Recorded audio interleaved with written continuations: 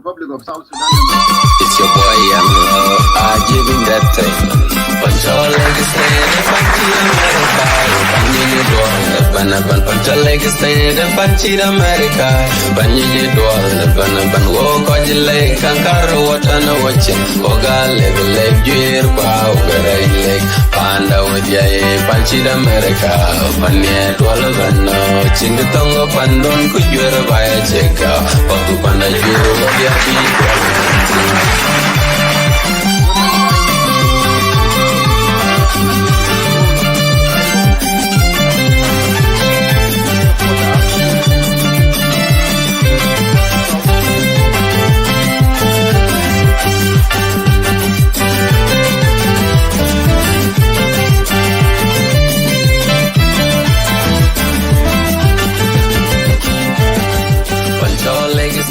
Panchi America, Panchi Dual, Panapan commitment and engagement. Number two, national and local ownership. That means we must own our own peace for us to build peace. Not depending on the international community in the region. Number three, prioritization and sequencing of intervention. Mainstreaming conflict analysis in the design of all peace-building programs and projects. Number five, coordination, coherence, and complementary, including monitoring and evaluations. Number six, gender and human rights lens. Number seven, strategic communication, learning and knowledge of sharing.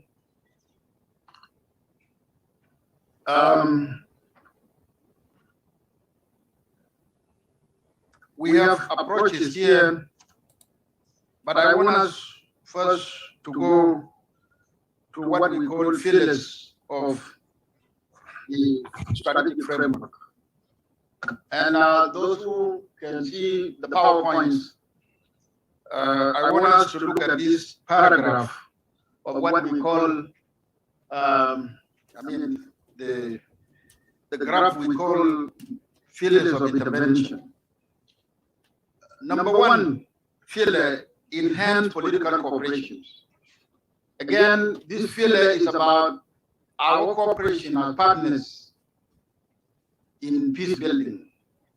And that means all of us, political parties, who have signed this agreement, working together in the national government and the states, our political cooperation to implement the agreement and build peace is number one pillar in this strategy. Number two, pillar, improve public security, safety and security. We know the primary responsibility of any states conventionally is to provide public security. Once a state provides public security, that gives you the legitimacy over your citizens. As a state that does not provide public security cannot be legitimate over the people it rules. And that is why we make sure that we disarm our people peacefully so that we provide public security for all. That is very important. Number three, reconciliation and justice. That is pillar number three. This is very important.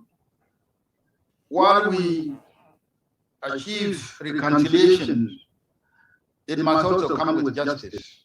In other post-conflict experiences, you prioritize reconciliation before justice, but in our situation, pursuant to Articles 5.1 of Chapter 5 of the Transitional Justice, the reconciliation, reconstructions, reparations, compensations, and the judicial process under Ivory Court for South Sudan go concurrently. So, reconciliation and justice are very important. Number five, cross-cutting issues, women and youth inclusion and participation. in the books, we have broken this down into so many other projects, which we will read when we validate the strategic framework. And it includes, for your information, ladies and gentlemen, empowerment of traditional leadership authorities. Because what makes it difficult, what makes South Sudan ungovernable today is because we try to govern South Sudan from Juba and the state capitals. South Sudan should be governed starting from the Payams and Bumas. We need to take the government to the people, and we must do that by empowering the traditional leadership authorities, our chiefs, and the youth themselves, and the women leaders in the communities. Number 4 is promoting conflict prevention, peace, and social cohesion. Now, we know that there are other conflicts emerging in some areas. You know that the flooding is causing other intercommunal violence and looming conflict. We must be using preventive strategies to reconcile our people when people are displaced by flood to higher ground and people just move. We need, as states and county government, to prevent those conflicts by organizing dialogues and conference with the assistance of our partners. Now, I want to end this presentation of the strategic framework with priorities. In failure number 1, because the failures have a breakdown of what we mean by each failure. Failure number 1 is sustaining trust and relationship between our people and other national stakeholders and citizens to continue to adhere to the solemn commitment to the hierarchy's implementation. Priority number 2, support the permanent constitution making to ensure that it is an inclusive and representative of the diverse voices and views of the people of South Sudan. Our constitutional history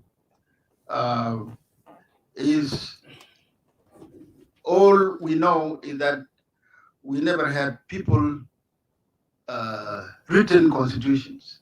All the constitutions we had before were written by government technocrats. And this time around, the agreement has given us an opportunity for us as people of South Sudan to write our own constitution. Instead of government writing constitution for the people, the conventional practice is that actually the people write the constitution. And that will start with constitutional conference, where all the parties, the stakeholders, civil society organization, and every segment of society will be involved. Their views will be incorporated to produce a people document as a social contract between us, the governance, and the governed. Priority number 3 is promote political pluralism by strengthening the capacities of registered political parties. The good news now is that the political party bill is being processed to the National Assembly, Transitional National Assembly, for enacting, and we should start respecting pluralism from now at the state level because all the parties are in your government. Number 5, support preparation for national elections to ensure that it is free and fair elections. That means we want to hold an elections that will not bring war, because when elections are poorly organized, the common experience everywhere is that people go to war after the election. We call it post-election violence. We need to avoid that by ensuring that we cooperate in our government now. We write our constitution together. We do the census, and we write electoral laws together to ensure that the political process is smooth, and we make it a process that gives the people of South Sudan an opportunity to elect their own leaders at the end of the transitional period. An election that will unite people, not election that will divide people. Your Excellency, First Vice President, I want to end my presentation here, but if you give me another minute, I want to tell my honorable governors and the chief administrators what the Ministry of Peace Building is doing now. The Ministry of Peace Building is a new ministry. We are doing two things concurrently. We are building it as an institution, as we also build peace with you. But the policy is, number one, we politically stabilize the country. It is when we have a unified force, when the security is stabilized, that we will have peace to build. Because building any building, anything you build must have a foundation. The foundation of peace building in South Sudan is a stabilized security environment for us to build peace. Secondly, and once we have security, building peace will be easier. And that is the strongest foundation. And again, it must start with us as leaders, that we ensure that our people do not go back to war of shame, like the war of 2013. Some of us call it war of shame. We will not go back to it. So let us build peace together, support the ministries of peace building in your states to help you build peace with us here at the center. In the meantime, I want to inform you that the validation of the strategic framework is ongoing. Once it is done, we will call the governors, state ministers of peace building and the relevant institutions in the states also to give it the final blessing before it goes to the Council of Ministers and revitalize national transitional legislation. Thank you very much. Thank you. Thank you. We move forward now to presentation by Minister of Gender, Child and Social Welfare. I hope she is around. Then the Secretary. Okay. She is acting.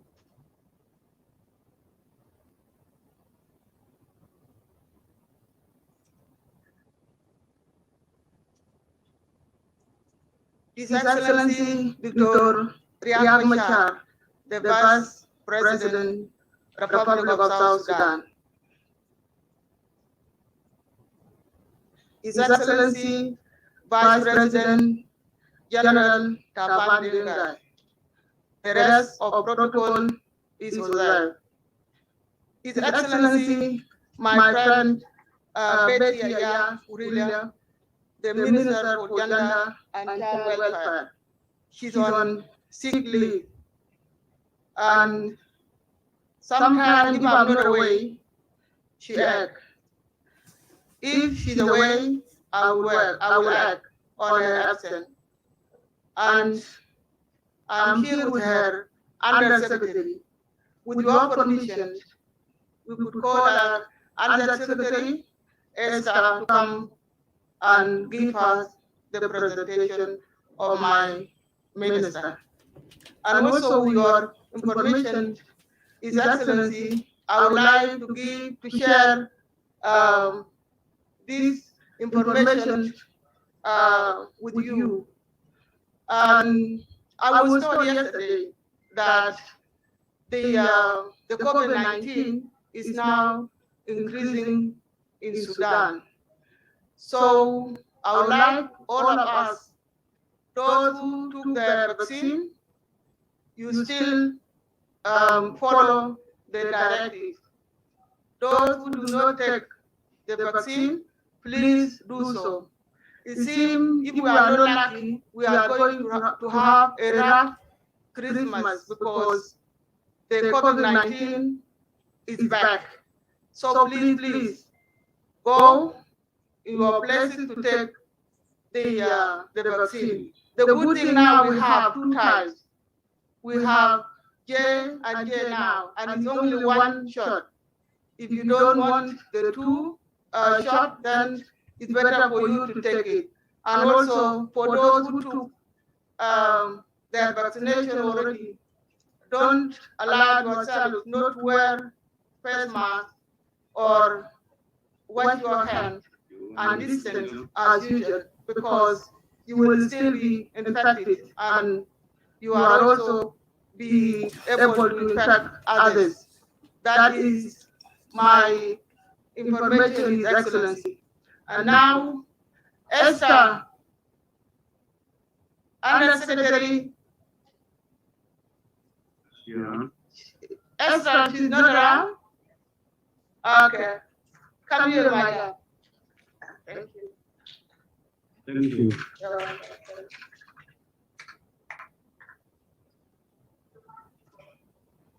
تفضل.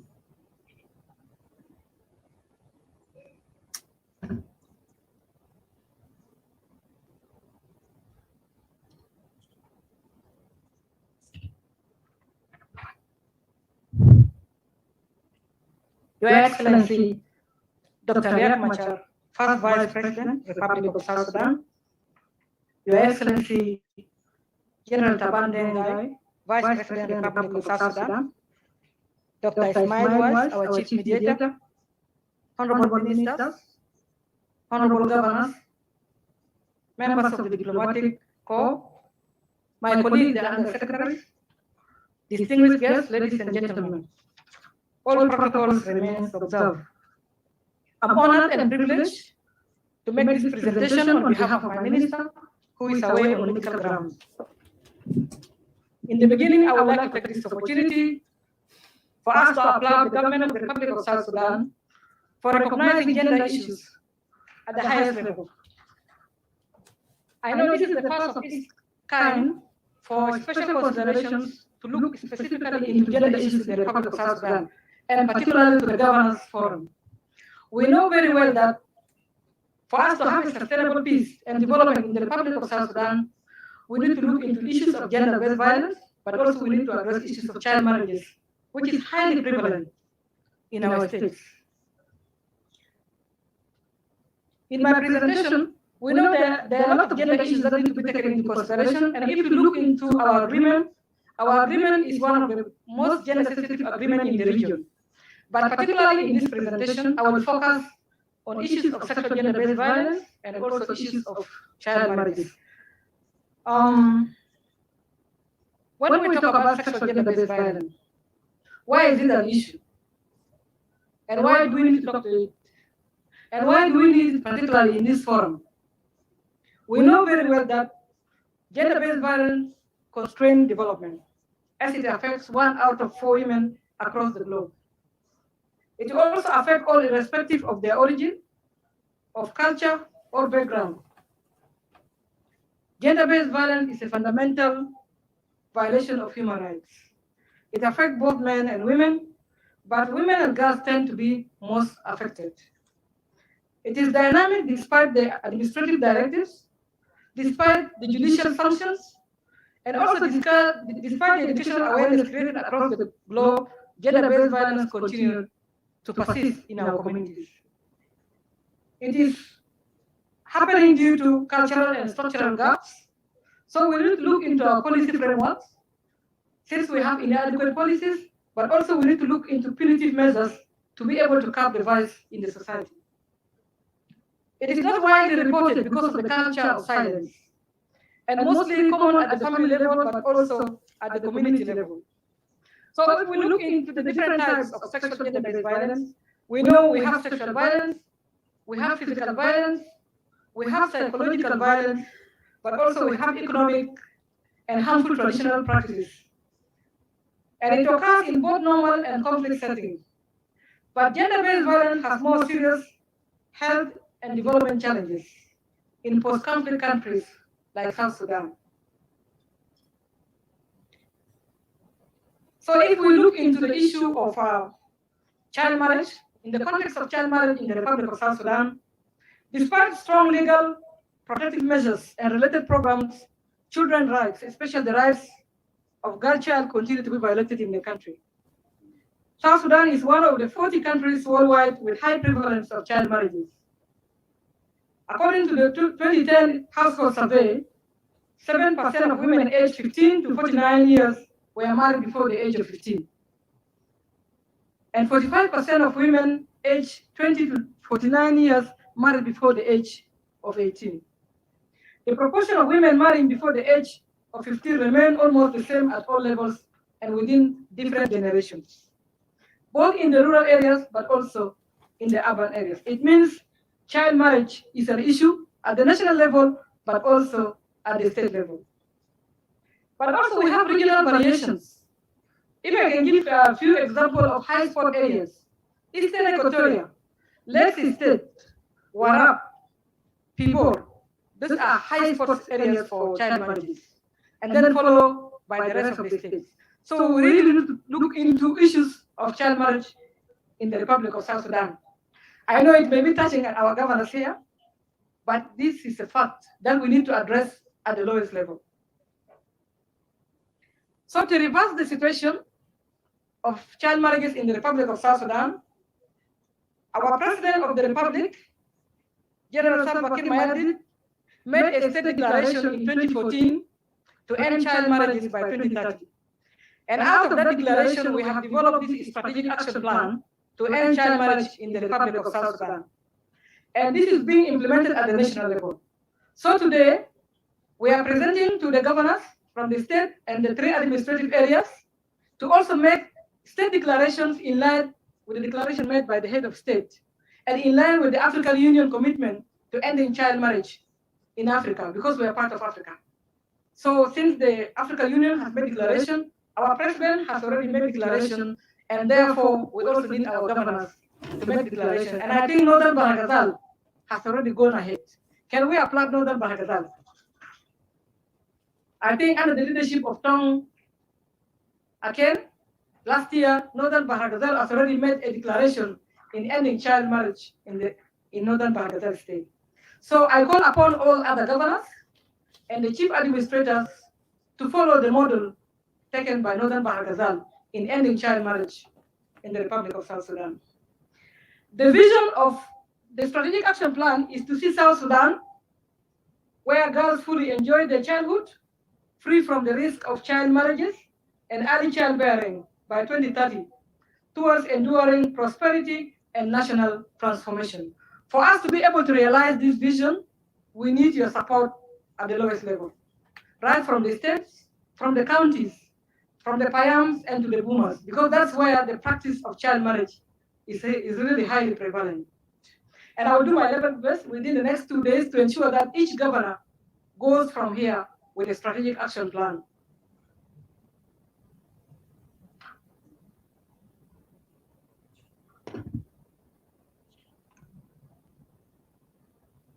It's okay.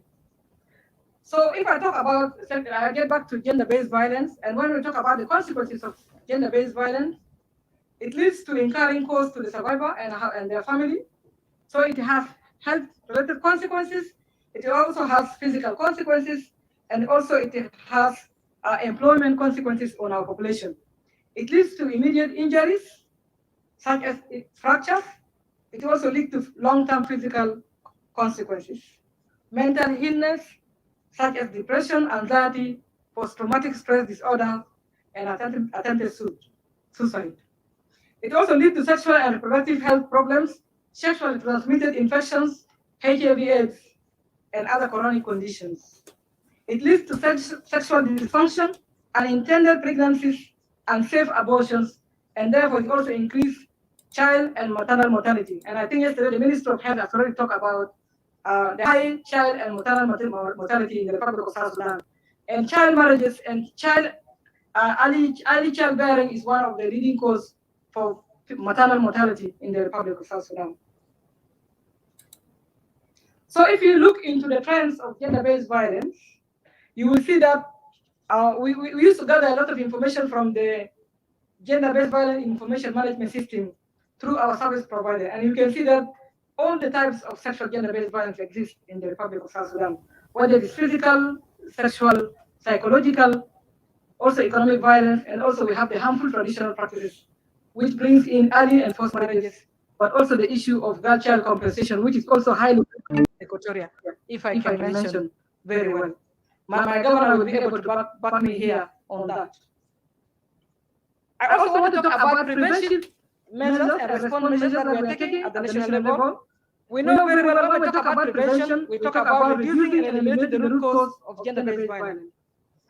But also we want to look at a specific situation or factors that contribute to sexual gender-based violence within different settings, whether it is in the workplace, whether it is in the communities, but also whether in the family.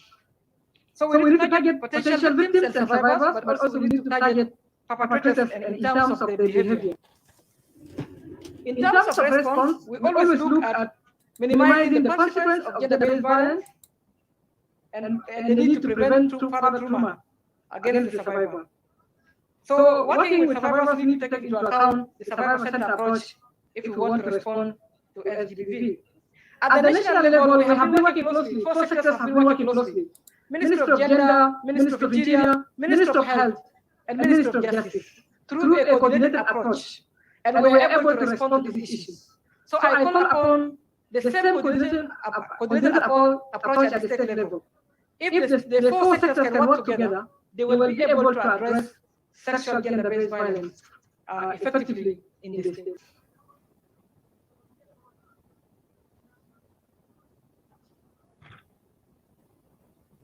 So ongoing initiatives at the national level. As I say already, the ministries are working together, but also we have a specific initiative being addressed by the Ministry of Interior. The Ministry of Interior established special protection units in the police station, which have a special desk for women and children trying to look into specific issues of SGBV in the police station. How you report the case, how the police professionals handle investigation until the issue goes to the court. But also the Ministry of Interior has been embarking on training of police personnel. It has also established a Department for Female Affairs, which is specifically looking into issues of SGBV in the Ministry of Interior. The Ministry of Defense has also developed a national action plan prohibiting sexual violence through the chain of command, and I'm happy that the Minister of Defense yesterday mentioned very well the initiative being taken by the Minister of Defense in reducing sexual gender-based violence in the Republic of South Sudan. With the Ministry of Justice, we work together to develop a manual for investigation and prosecution of sexual gender-based violence, which is being used to train prosecutors and investigators of how to try cases of SGBV in the country.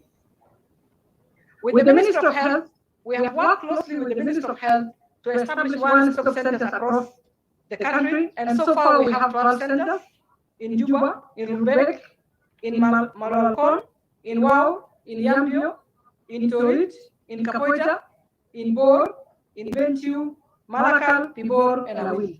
And we are planning to roll it out to the other parts of South Sudan. This center provides integrated services on GBV, where you have the 4 sectors present in one roof. So you have the security, you have the psychosocial support, you have the health sector, and also you have the justice sector sitting in one place providing support. And in Juba, our center is located at Juba Teaching Hospital, where we provide GBV prevention and response measures. Ongoing capacity building for duty bearers has been ongoing in this country. Last year, we have launched a GBV specialized court with the Ministry of Justice and Judiciary, which is now fully operational. And so all cases of sexual gender-based violence are being addressed in the special court near the main judiciary. And there are plans on the way to roll it out in the states. But also we need to create awareness and advocacy on positive social norms among community members to prevent and respond to sexual gender-based violence. We have also developed a national guidelines for the establishment of safe homes for GBV survivors, because we know very well that lack of safe homes have been one gap in GBV prevention and response. So we are awaiting the Council of Ministers for the approval of the national guidelines that will allow the government and also other partners to establish safe homes in different parts of the country. Recommendations to the governors. We know the President of the Republic has signed a communique with the United Nations Special Representative on addressing sexual violence, but also conflict-related sexual violence. So we call upon the government in the states to implement the joint communique signed by the President and the United Nations Special Representative on ending sexual violence in the Republic of South Sudan. We also need to strengthen coordination mechanisms at the national and at state level. We have the national GBV subcluster. We also have the subclusters in the states. So we call upon your support in the states. We want to ensure building the capacity of judges, the police, the investigators, and the prosecutors, and the prison department to improve access to justice for survivors.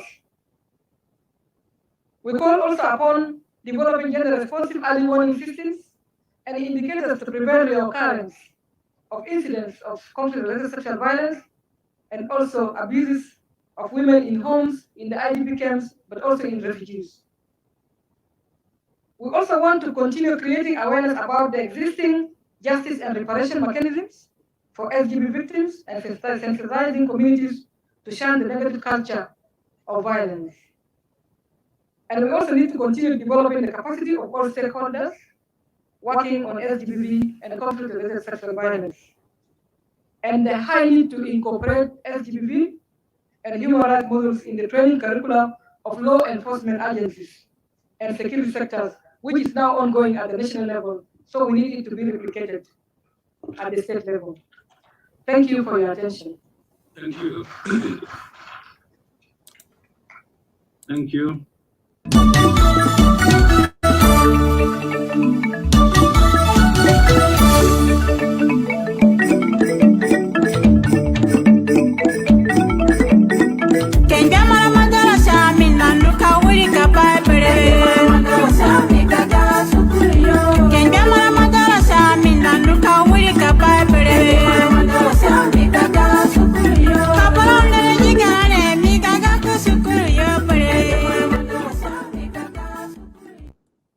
Now we're going to presentation of Western Bahrain.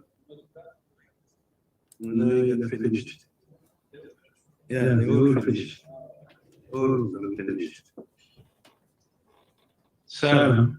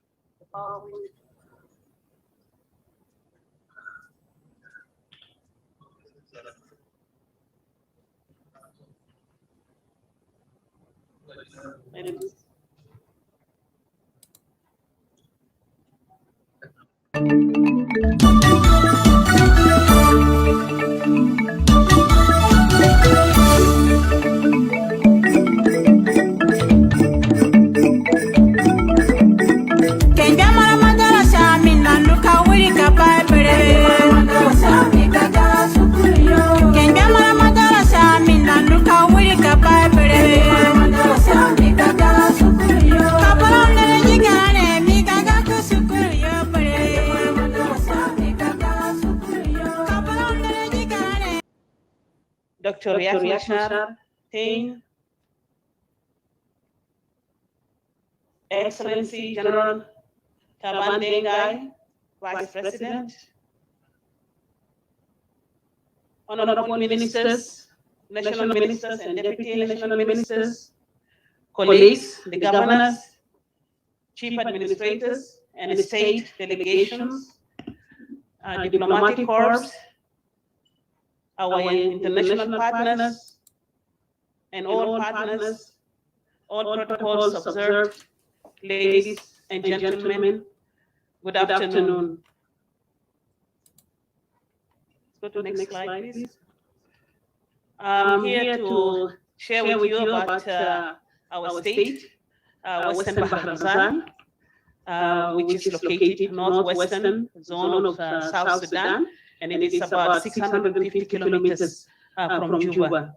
The area is 93,900 kilometers squared.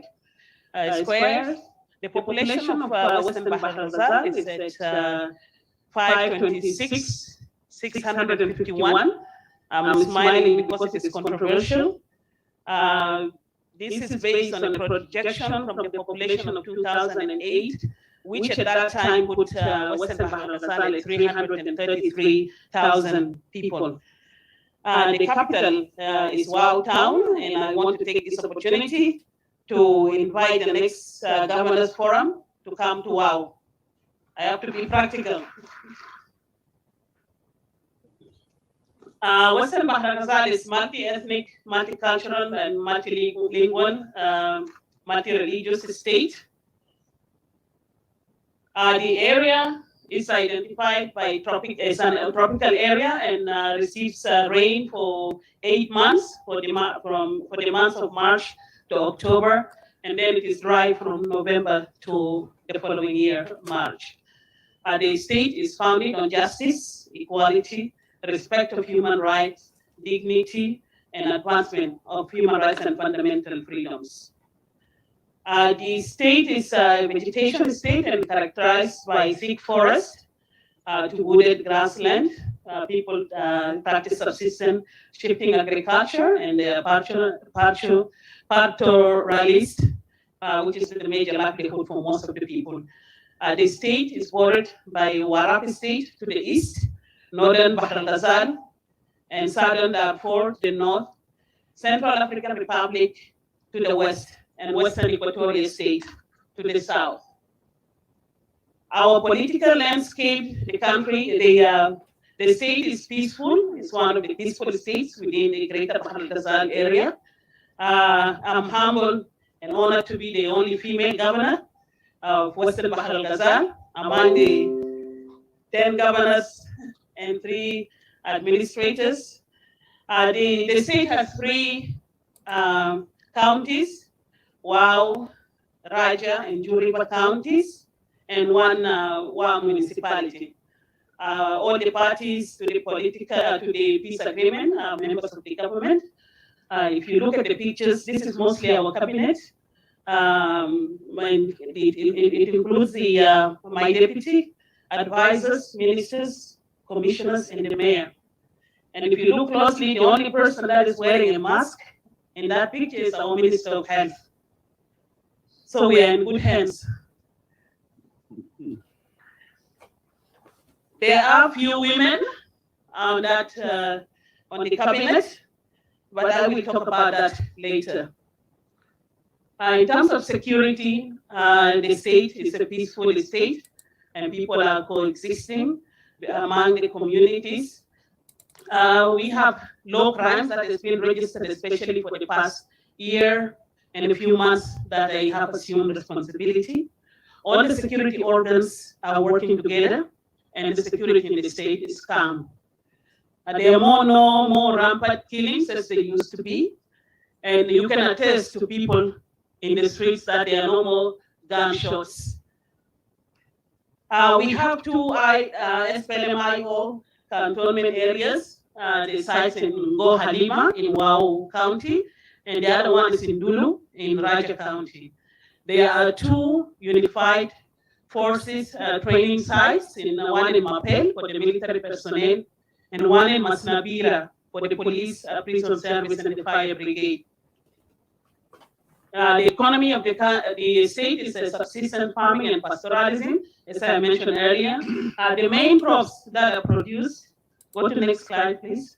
The main crops produced in the state include sorghum, maize, cassava, all the nice products that our first Vice President mentioned yesterday. You can actually cultivate all this in Western Bahr el Ghazal, including honey. The whole state produces honey. There is forest reserves, which permits logging for timber. There are huge mineral deposits such as copper, gold, uranium, aluminum, bauxite. All of these are yet to be exploited. Continuing with our profile, in terms of education, there are 428 basic or primary schools in the whole of Western Bahr al-Ghazal, and many of these schools are in the counties and basically functioning under the trees. There are 20 secondary schools, but there's only one secondary school in the counties, which is in Raja. Most of these secondary schools are in Wau town. There are two universities: the University of Bahr al-Ghazal, and the Catholic University of South Sudan. All of these are located in Wau. In terms of our health profile, we have one national hospital in Wau. There are two Catholic or faith-based hospitals in Wau also. There's one county hospital in Raja and one COVID-19 center, vaccine center. There's an IDU for COVID-19 in Wau Teaching Hospital. There's one regional drug store that serves the Greater Bahr al-Ghazal and also Unity State and Western Equatoria State. We have one regional blood transfusion services, a specialized lab, that is the only one in the whole country. And the oxygen plant that the presenter from the Ministry of Health yesterday mentioned about those oxygen plants that are to be constructed. He didn't mention that there's going to be one in Wau, so I want to affirm it. There's going to be one in Wau, so nobody will change that. We have official documents. And this is going to be funded by African Development Bank. In terms of for youth and sports, there is one stadium in Wau and a number of community playing centers. There's one state youth center in Wau and the county centers in community center in Raja, which also for the youth activities. So these are in terms of the youth. In terms of the information and communication, we have the SSBC radio station. It wasn't. We recently purchased some equipment, so now it can reach a bit far. There is a faith-based radio station, which is the Voice of Hope, and we have also the SSBC TV station, but that is not functioning at this time. But hopefully, this is something that the National Ministry of Information, together with our ministry, is working in terms of renovating the station. Our vision, we in the state, we envision a peaceful, united, and prosperous state with a harmonized society, meeting the needs of the people through an accountable and responsive government. Our mission is transformation for effective services delivery.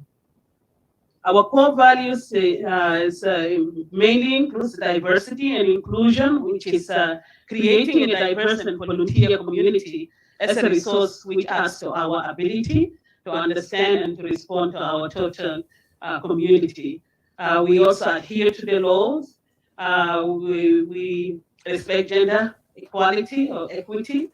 We act with integrity that inspires the highest trust in our people.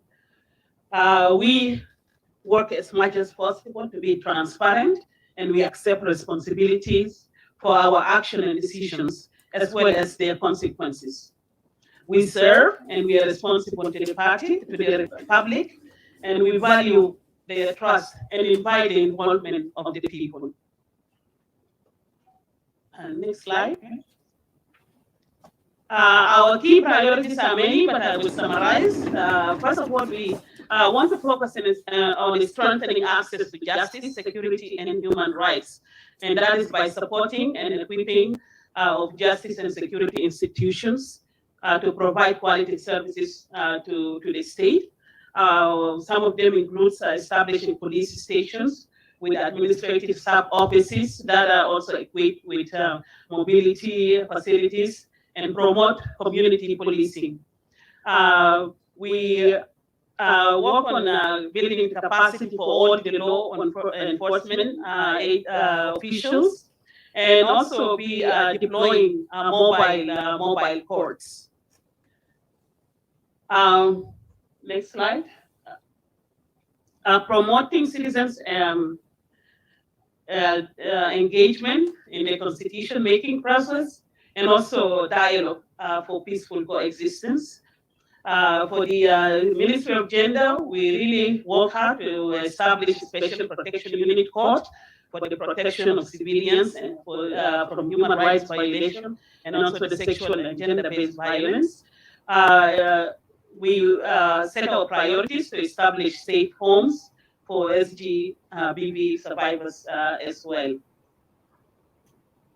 With regard to social cohesion, and this is also good news to the Ministry of Peace, we would like to equip our ministry to support peace commissions, committees formation, and also bringing people to dialogue to reconstruct our broken relationships and finding ways for people to work and live together. We do a lot of activities to promote social cohesion, reconciliation, and peace dialogues. We'll also work with the Ministry of Peace Building for conflict resolution and reconciliation among youth and women.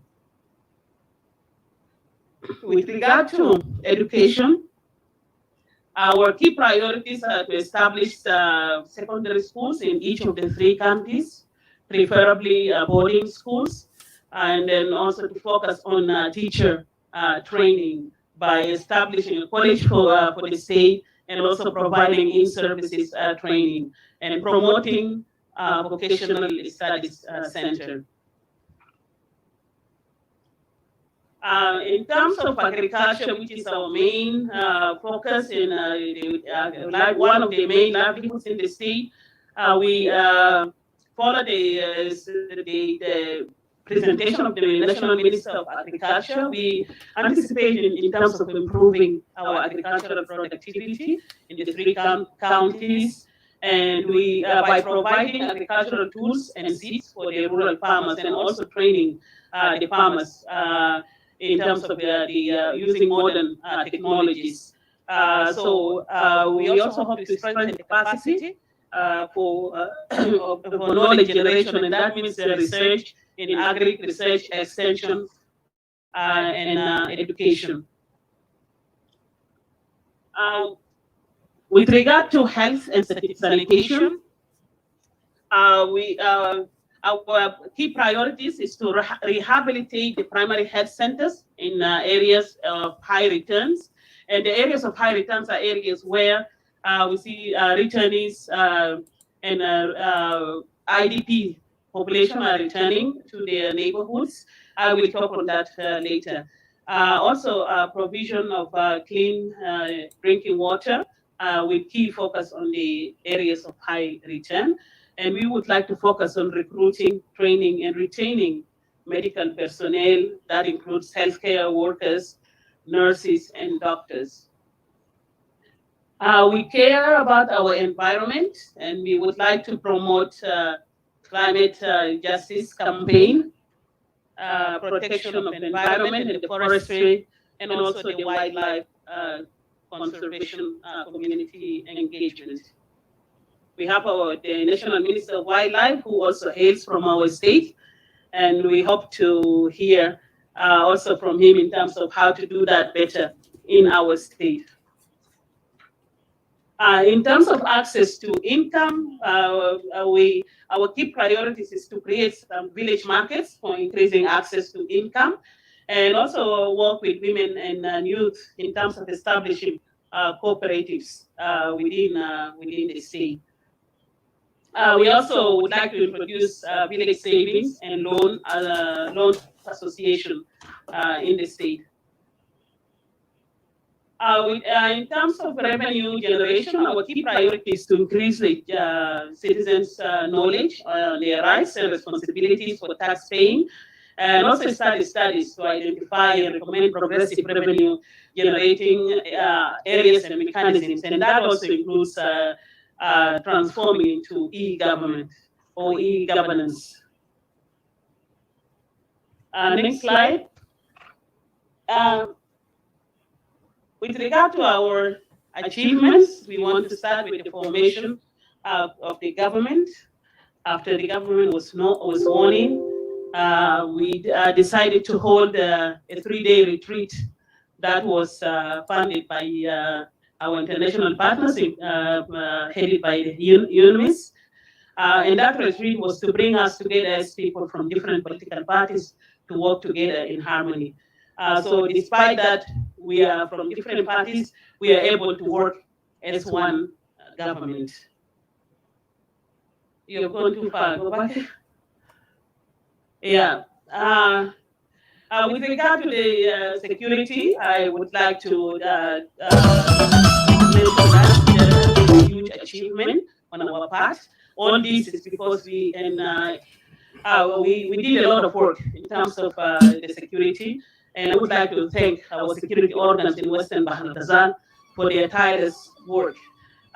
We are working together, cooperating, and we also, not only within the towns, but we visited the counties, we visited areas where there are the training centers, the IO areas, and all of these visits were to build confidence among us, to build trust, and also to tell people that peace has come and there is no return to war. So those visits also was to hear from people what their concerns are and what they anticipate for. But in terms of security, as I have mentioned earlier, it is calm. And when you come to WOW, even at this time, we have nightly tournaments, football or soccer. So people are playing the Christmas tournament, which will end in Christmas. Also in Ramadan, for the whole of 30 days of fasting of Ramadan, we had nightly tournaments where people bring their families out at night and people play and then go home. So this is telling the communities, telling all of you that Western Bahr el-Ghazal is calm, the security is normal. We engage the youth a lot. These pictures are showing the Jazeera complex playground, and this is a huge playground, about 200 by 246 square meters. We are building the fence, and this is a joint initiative between the government and the community, and also the business communities that are supporting us and providing materials for the construction.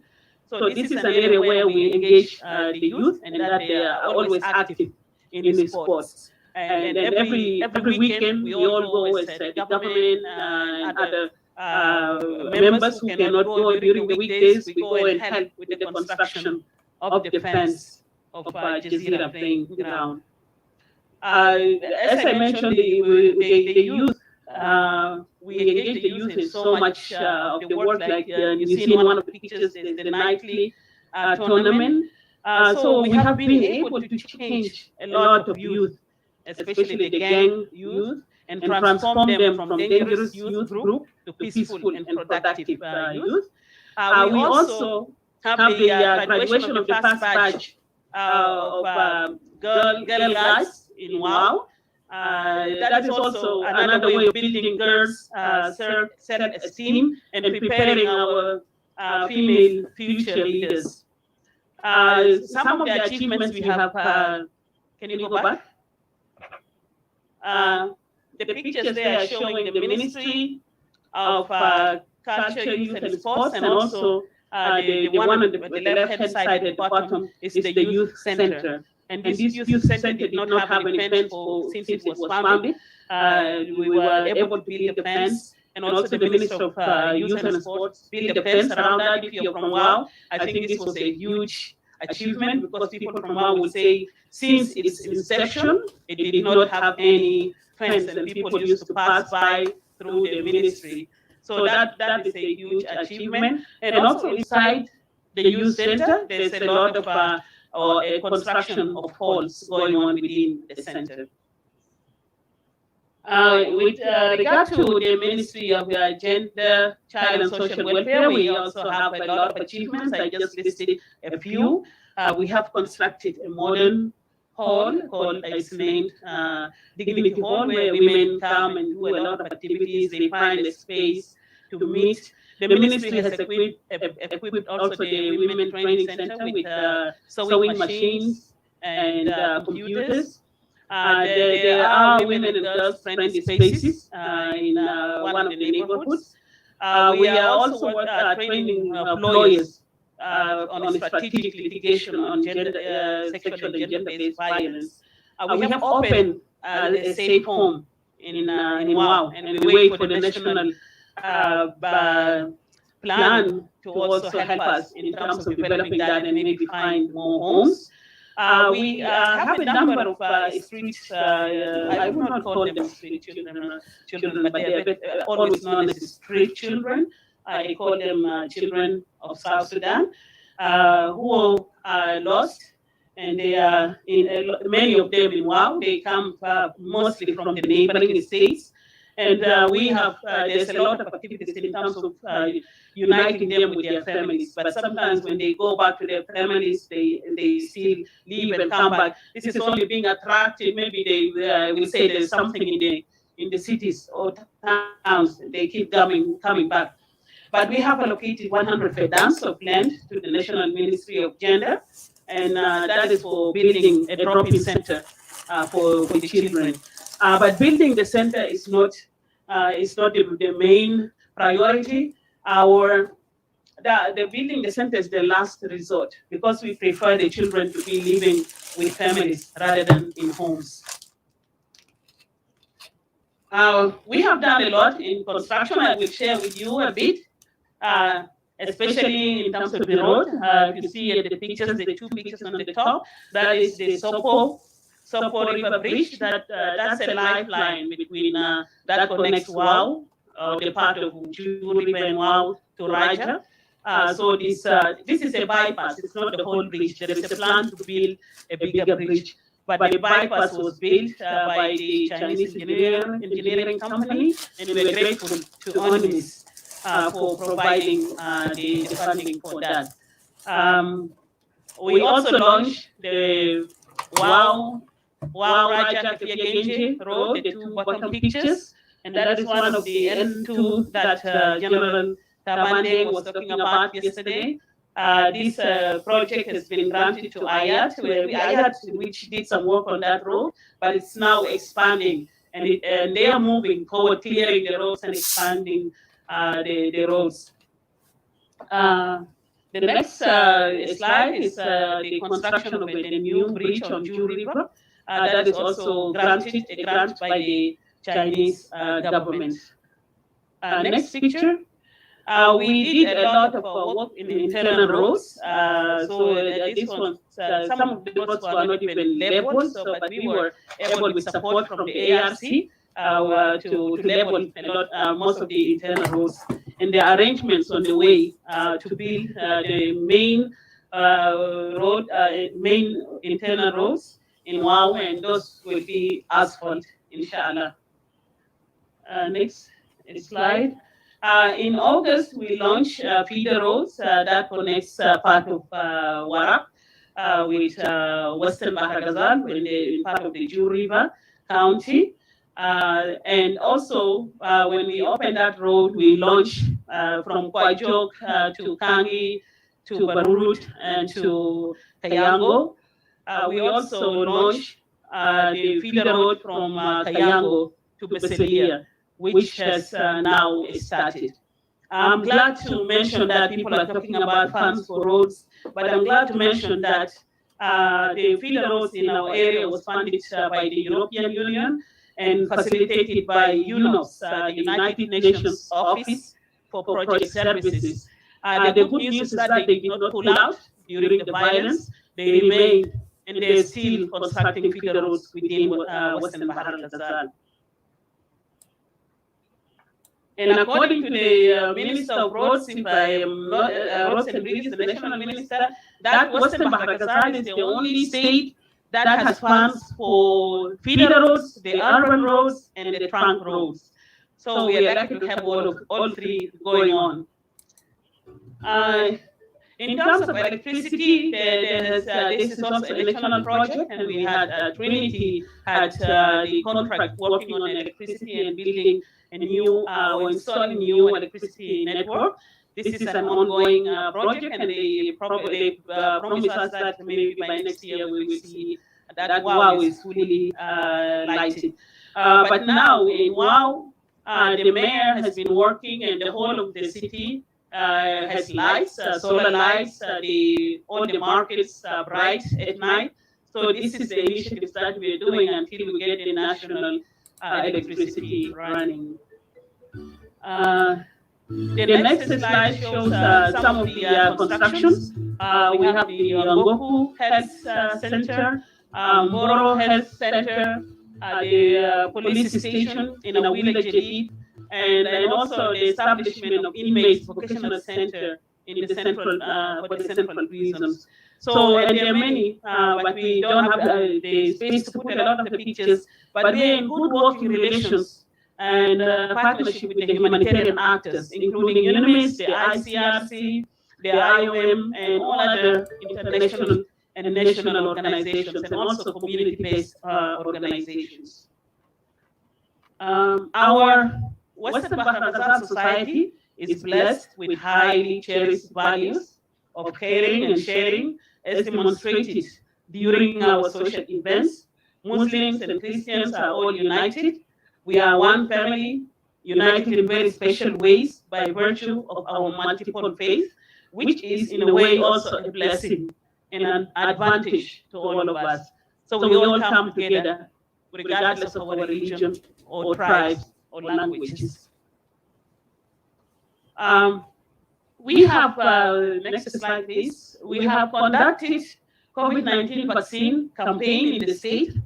And if I'm not wrong, our state has the highest COVID immunization activity. I stand to be corrected in that one. But we consume all the vaccines that are brought to us. So if there is more, Ministry of Health, you can bring us more. People are there, they want the vaccines, but we ran out of the quantity that you brought to us. Since I think I have the last record from March in terms of the cases of COVID. We had 133 cases, and the number of deaths is 9. This year, in the beginning of this year, we were hit with a lot of COVID cases during the months of January, February, and March. But we still need to do a lot of testing, and people also need to be encouraged to test for COVID if they are not feeling well. In terms of the construction, we also did some renovation in the State House. We also renovated our, go to the next slide, we renovated our coordination office that is here in Juba. A lot of this, we would have, if we had enough time, we have a lot to share, but a lot of these achievements does not come without challenges. If you go to the next slide, one of the challenges that we're facing is, of course, still the security and the conflict dynamics. The slow implementation of the security agreement is affecting us. Also, insufficient logistics for the mobility of the security forces. The case of cattle movement related conflicts, which usually starts at this time until May. So this is also a threat to our security, but we have been able to manage the conflict, and in the past few years, there are not so many cases of violence because of the Marial Agreement, which is an agreement between cattle keepers and farmers between the two states of Warab and Western Bahar Ghazal. The two states also we have been able to create a mobile court to address cases related to cattle wrestling fights. In terms of the economic, we are all faced by economic crisis. The issue of corruption is on the top of our list. Sustainable revenue base, we need to establish that, because we see that the block transfers budget from the state, from the national we are not receiving that sufficiently. So this is an area that we would like also to address with the national government in terms of our transfers, or block transfers to the state. Unemployment among youth, as has been discussed, is also an issue, and poverty generally is affecting the population. So some people think with no salaries or for many months, this is affecting the population. But in general, people are surviving. But we hope that we can do better than this as a country. We talked a lot, as I heard also yesterday, about funding for the construction of roads. That is also one of our challenges, that we are not able to complete our projects in time. The work will start and then stop, start and stop. But hope that there is funding for the infrastructural development. In terms of education, we have a problem with dropouts. Many dropouts are mostly girls. In Raja, where the high school opened this year, was an intake of 157 students, but only 57 students are left. The 100 dropped out, and most of them are girls. Some of them, they either are married or they come from a long distance, so they decide to drop out of schools. We have the Umbili Girls School. This year, like all students in the third year dropped out. That Umbili is a girls' school, and the students of the third year, all of them dropped out, and they dropped out because of marriage and pregnancy. It's not because of the uniform or school fees. So all the class, so we don't have any third-year student in Umbili Girls School. So Bahr al-Ghazali University in general has also some setbacks. They lack important colleges, which could be important for our state, such as the pharmaceutical colleges and dental colleges. They don't have any digital library or lab. We have made an effort to recruit 200 teachers, volunteer teachers, for the schools to help in teaching through the Ministry of Education. That one is going on well, but sometimes we don't have money to pay. We as the government promise to pay a small fee, just a small incentive, but that one has been difficult to cover throughout the months. We started this in July, and I believe we have not yet paid them anything. There are some schools like in the Kwajana Secondary School, which was under construction. That one was also there. That one got damaged during the violence, and a lot of the materials are stolen. In terms of the health and sanitation, we have the state challenges. We have limited health infrastructure and difficult access to those areas. We don't have ambulances even to help if there is any situation. We lack referral hospitals. And there are also a number of endemic diseases that could be healed, but we have so many population are still suffering from that, especially OV, that bring eye blindness, and then epilepsy. We have a lot of cases of those.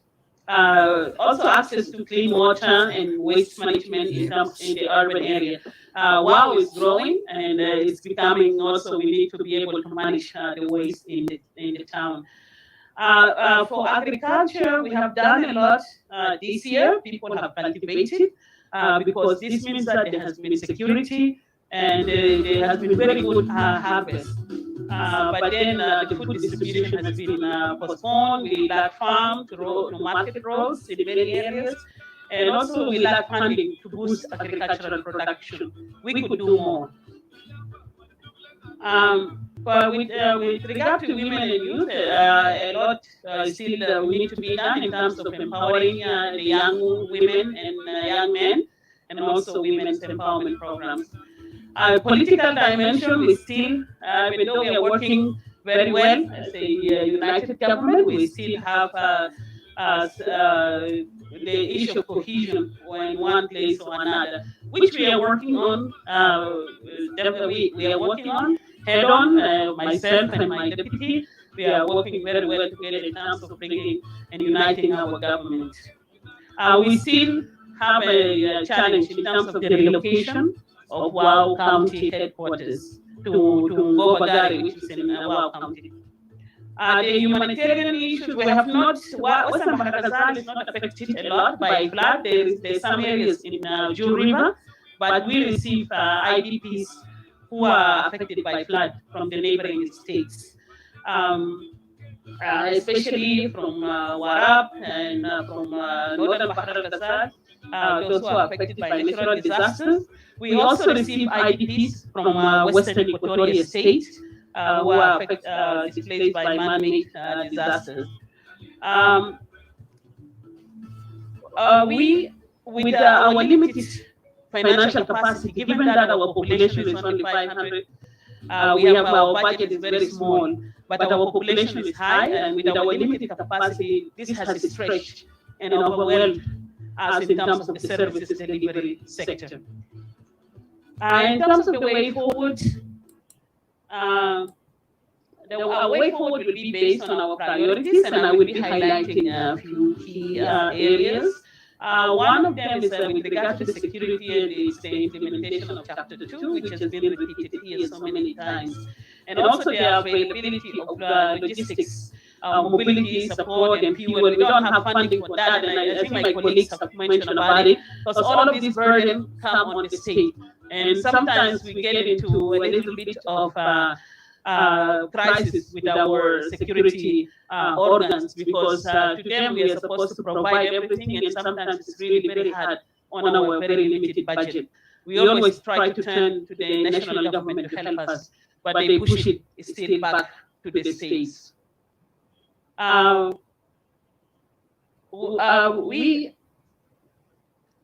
We are working on strategies to harmonize our police services, and by building the additional police stations, that means we are taking security to the people.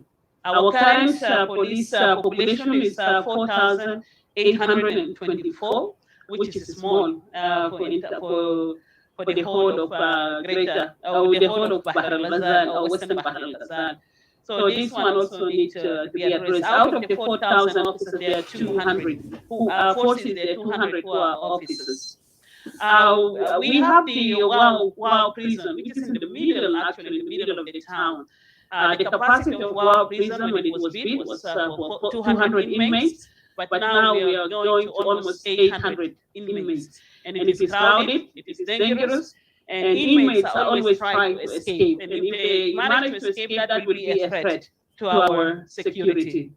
There has been a lot of, there has been trials, attempts so many times. Recently, even one inmate escaped, but he was then apprehended after a few days. In terms of agriculture, we will not repeat that, because we need a lot to be done in terms of developing, bringing agricultural tools, and also promoting marketing and training rural farmers. For education, as I mentioned earlier, we would like to have boarding schools built, especially secondary schools, that will help to retain students in the schools, especially girls. We have so many people who are returning homes from the IDPs. We also need to have a lot of services in terms of education and health in those IDPs with the areas of high returns. We would like to ask donors to invest in education and increase the capacity of our state human resources, and also to educate our next generation of leaders. With regard to the health and sanitation, the way forward is to rehabilitate the primary health care centers in the areas of high return, and also to train medical professionals and to provide clean water. To address the poverty and unemployment, we would like to be supporting cooperative societies and microfinances with emphasis on women and youth and other activities. Our state plan for implementation of the RRCs. I'm not sure if I mentioned earlier, but our motto in the state is building peace through services delivery. So that is why I see all our priorities is providing services, because if services are getting to the people, if equally, not even equally, but fair, distributed around, I don't think there will be any grievances. So we are focusing on building peace through services delivery. And our whole system is doing the implementation of the RRCs. We have been disseminating the agreement to the people. However, we don't have enough copies, and also Western Bahar Gaza, most people are educated in Arabic. We would actually like to have some Arabic copies distributed. This is a work that we as the government would like to do, but also need support. As I mentioned earlier, the government is formed. We are still waiting for our state legislative assembly to be formed. However, we did not meet the gender representation. Being a female governor, people may ask why you're the female governor and you don't have many women in your government. I would say that is not in my hand. It is the parties to the agreement that bring the nominations. I am from the SPLMIO, and I believe we have met the 35% of women representation. As you can see from 3 governors, we have 1 female. In my state, there are 5 ministries. We have 2 female ministers. But this will take me back to the other parties to ensure if they have met their gender representation. But in terms of other appointments, if it's in my hands, like director generals, the deputies to the mayor, which is not yet appointed, I will consider appointing female appointees and also looking into people with special needs to be appointed. We have the formation of the director generals. I do have appointed someone with physical disability as the director general in the Ministry of Labor. The county commissioners are formed. Still the county council, of course, the legislative assembly is not yet formed. The judiciary system is pending the constitution in line with the agreement, as well as the transitional justice institutions, such as the Commission for the Truth, Reconciliation and Healing, the Independent Hybrid Court, and the Compensation and Reparation Authority. So there is, we are waiting for that to happen. Our state is prepared. The system in our state is prepared to implement the agreement, but a lot of it we also wait for the national government. WOW is the Western Bahar Gaza is the first state to hold a conference on the local constitution-making process. Am I right? We are the first state to hold the constitution-making process. That was attended by all the state executives, including the commission and the county commissioners. Like I said, there is need to create awareness for all the citizens to understand the contents of the agreement. So many people will talk of chapter 1, chapter 2, but they still don't know what the contents are. And as I mentioned earlier, we still need to disseminate further in terms of languages and Arabic. If we have Arabic copies, that will also help a lot. In terms of our plan, we are looking into all of these main articles because we are looking into the criteria that is being developed. The screening and the classification is going on. I have to mention that we have the trainees or personnel for national security from the side of IO who are in the cantonment area in WOW. They are supposed to be transported to Juba to go to Makur Center for screening. Unfortunately, these young men and women from the SPLMIO are not transported up to this moment because their budgeting has not been catered for. Some are trying here and there to come to Juba, but still there are about 500 who are still stranded in WOW. and need to be brought to Juba, to go to Makuru. So if there are some kind hearts here, we need help.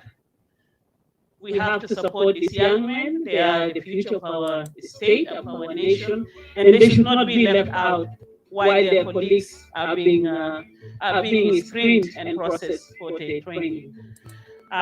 We are waiting for the DDR to be established. And also developing the eligibility criteria that the JTSC will develop and to be used in the state level. We are ready for that. In terms of fighting the corruption, we have the Directorate of Anti-Corruption, but that needs to be resourced and then to be discharged to do their mandates. This is also will be coordinated with the Ministry of Justice. As we had today, they're still working in terms of preparing for that. But our state is ready. In conclusion, I want to let you know that our system in the state is open to implement the agreement. I invite the central government and all donors and investors to come and invest in Western Bahr el-Ghazal. We have made a lot of progress, and we do not want to stop there. But these developments were realized because we, as a government, we are working as one committed government to deliver peace dividends to our population through the implementation of the peace agreement. That is why I want your support for the deliverance of our state development strategic plan that embraces adequate deliverance of social services, peace, and security to the citizens. Being the only female, I want to justify to the society that women leaders are action-oriented leaders. Thank you. And that we deserve to be supported, to turn the society from poverty to prosperity and from war to peace. Thank you. Thank you.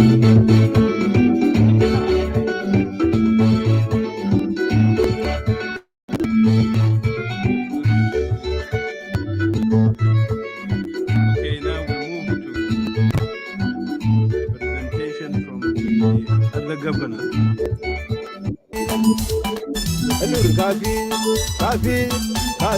When you can not you can come bill.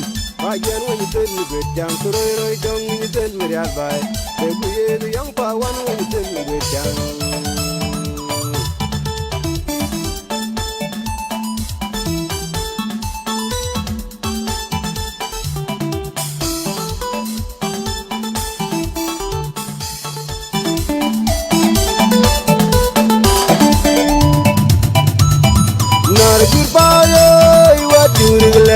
Jang bel gabi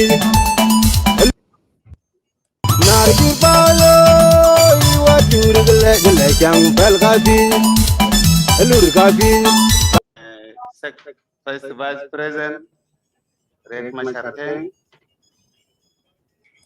Expense Vice President Jim Tabandengai, National Ministers, our colleague governors, partners,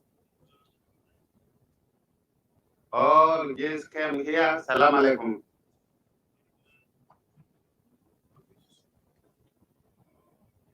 Excellent Vice President, allow me to call my secretary to come to make presentation Western Equatorial State. After that, I will want to talk something. Thank you.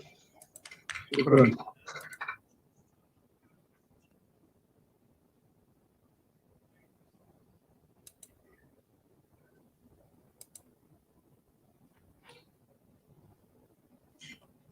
Prepare themselves.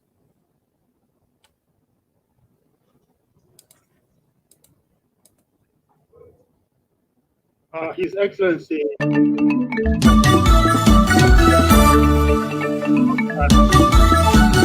Excellency General Tabandengai, Vice President. In the interest of time, I recognize the order of all the protocols here. I am Wilson Thomas Yanga, Secretary General for the Government of Western Equatorial State, coming to present the paper. In the presentation here, we have the state's profile, the state vision, mission, and value, the state priorities, achievements. Then after we will have pictures of the achievements, so that for verification.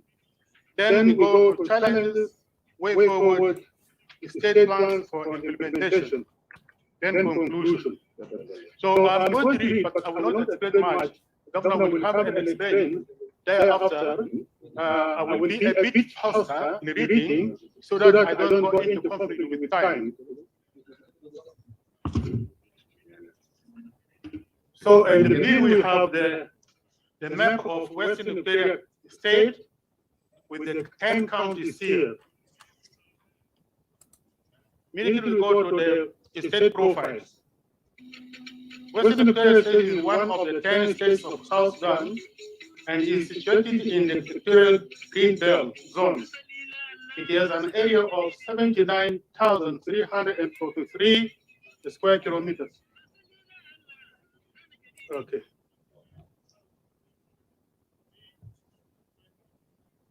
That is 30,635 square miles.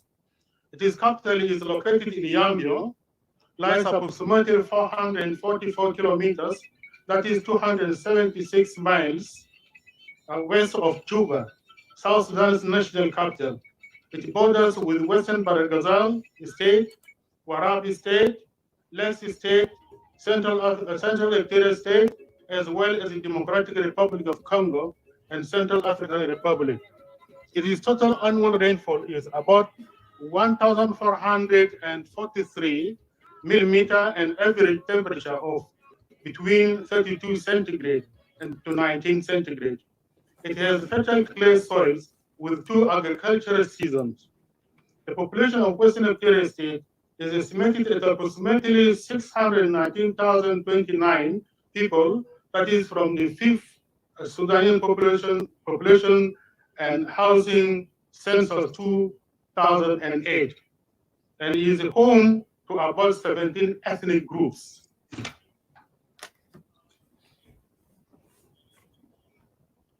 The state consists of 10 counties, namely Yambio, Nzara, Iba, Ezo, Meridi, Tambra, Mundi, West, Mvolo, Nigero, and Mundi East. The economy of the state is predominantly agriculture and forestry of higher quality timber, while livestock accounts for about 2% only, and it has greater potential for tourism. Petty commercial trade in household items is also commonly practiced. However, the security situation in Western Equatorial State is improving following the recent intercommunal violence in Tongura County. Presence of Mbororo ethnic Arab nomads and persistent attacks by the whole house rebel groups in the areas of Meridi, Mundi West, and then Mundi East. In the east, with the instances of cattle raiding in Lex State, which affects Mvolo County, also pose security threat. State vision, mission, and value. Vision: a leading vibrant state in good governance and democratic system of governance. Mission: to promote social economic development through prudent utilization of resources to enhance efficient and effective service delivery for improved quality of life for all. Core value: accountability and transparency, citizens' engagement, integrity and honesty, teamwork, equity and inclusiveness, professionalism, democracy and good governance, leadership, hard work, excellence, development, creativity, and innovation. State key priorities. The state implementation and construction of feeder roads for networking the state to improve communication, production, and service delivery. Renovation and construction of health facilities and provision of adequate quality healthcare service delivery, institutional development, strengthening and capacity building of the state manpower, construction and rehabilitation of schools, and the state university provision of equipment and educational materials, establishment of vocational skills centers and technical institutions across the state for skill development and training. Encouragement and improvement of agriculture production and productivity, land survey and implementation and town planning for sustainable human settlement, provision of safe clean drinking water and sanitation, construction of free markets and rural economic infrastructure to improve local trade, promotion of diverse culture, traditions, and heritage to ensure unity and public participation by all citizens. Set up programs for gender equality and empowerment, sports, tourism, hospitality, entertainment, and arts sectors. Promotion of policy strategies focusing on environmental conservation and protection. State achievement.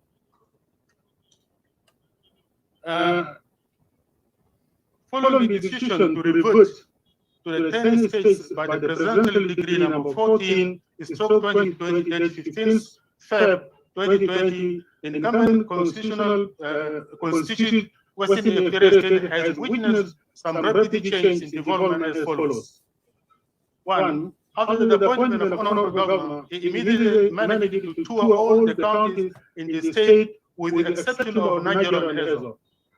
Two, security situation was controlled all over the state until February 2021. However, the communal conflict broke out in Tembra County from March up to October 2021, and as a result of intervention by the state and the national government, now relative peace has returned to Tembra. Renovation of Yonge State Hospital and provision of items including mattresses and hospital bed sheets. Upgrading of Mundi PLC to Amadi Hospital and construction of maintained ward for the hospital. Construction of two shelters at the Yonge Freedom Square for shade.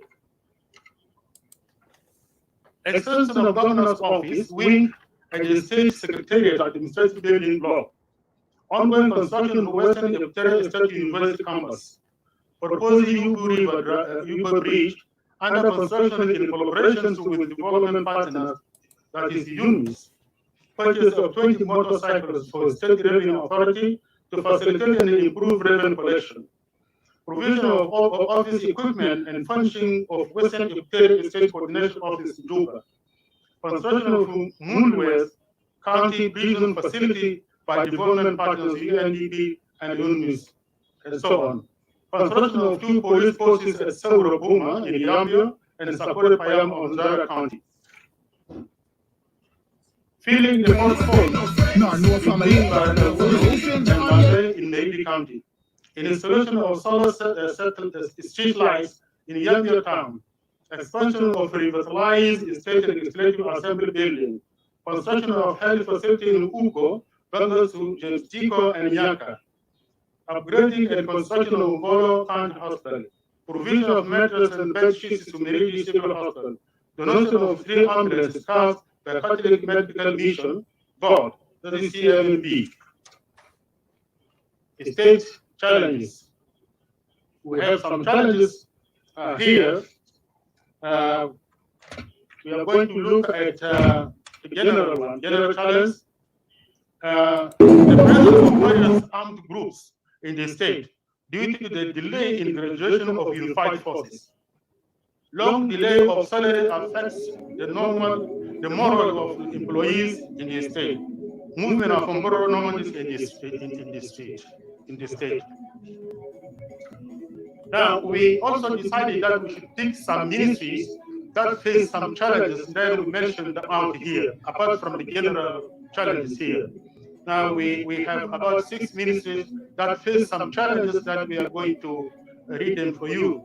We take first of all the Ministry of Housing, Land and Public Utilities, lack of funds for financing and implementation of development projects, inadequate office, engineering equipment, and logistical constraints, low level of well-trained and qualified engineering and technical personnel, lack of absence of electricity supplies for power generating for both domestic and public use, poor road infrastructure connecting countries to the state, headquarters, and other locations in the country.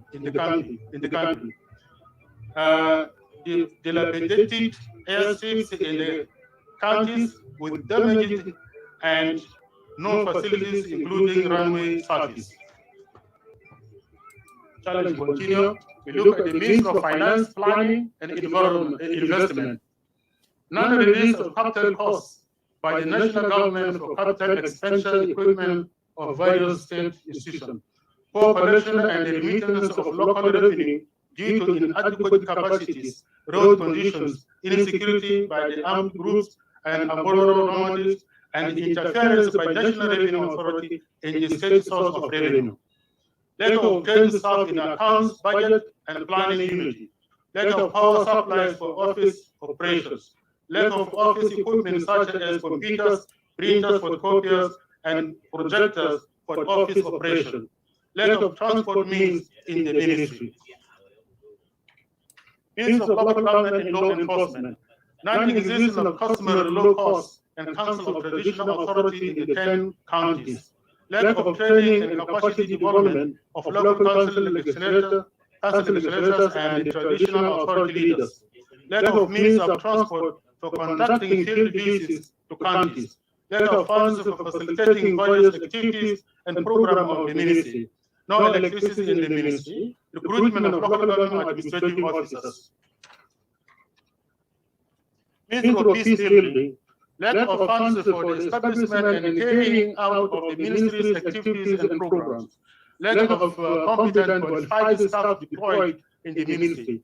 Lack of means of transport for easy mobility for conducting field visits to counties. Lack of funds for peace building, dissemination, healing, and reconciliation process. Means of labor, public service, and human resource development. Creation of new ministries and units that have budgetary implications and human resources functions on the operation of the ministry.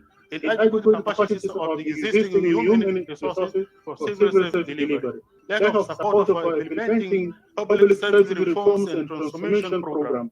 Lack of funds to finance and organize the organization of civil servants and amalgamation of the employees of the defunct states into a unified workforce. Lack of amenities such as electricity, office equipment, and inadequate logistical support impairs the ministry's activities. Ministry of Health. Lack of funds to support healthcare service delivery in the state. Inadequate number of qualified staff and health facilities. Lack of well-equipped medical staff and specialized medical and surgical equipment. Lack of transport for staff mobility and field visits and supervision. Limited and adequate supplies of drugs to the state. Inadequate training for the staff of the ministry as well as health personnel. Lastly, the Ministry of General Education and Instruction. Lack of mobility for effective and timely school instruction and supervision. Lack of school infrastructure and adequate learning and office space in rural schools. Lack of qualified science teachers in schools. Complete absence of science laboratories and secondary schools for effective science subject teaching. Inadequate and advocacy in provision of operational costs, capital grant, and other financial instruments by the national government. Now, our way forward. Engaging with the national government to enhance the allocation of sufficient financial resources for peace building, public service reforms, and transformation quality service delivery and development. Ensure non-interference by the National Revenue Authority into the state authority affairs and jurisdiction.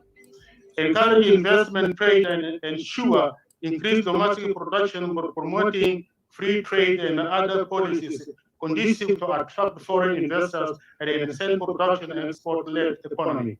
To strengthen and support the rehabilitation and development of the state infrastructure, including roads, bridge, market, and basic social government structures.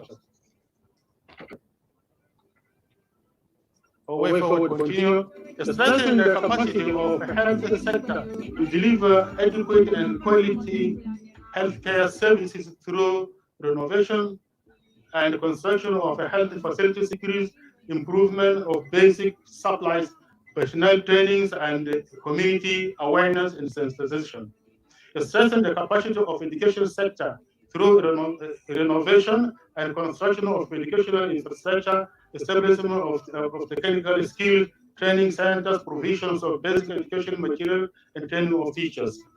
Mobilize resources for the establishment of civil service college to sustainably address the capacity challenge and the development of socio-economic infrastructure of the state.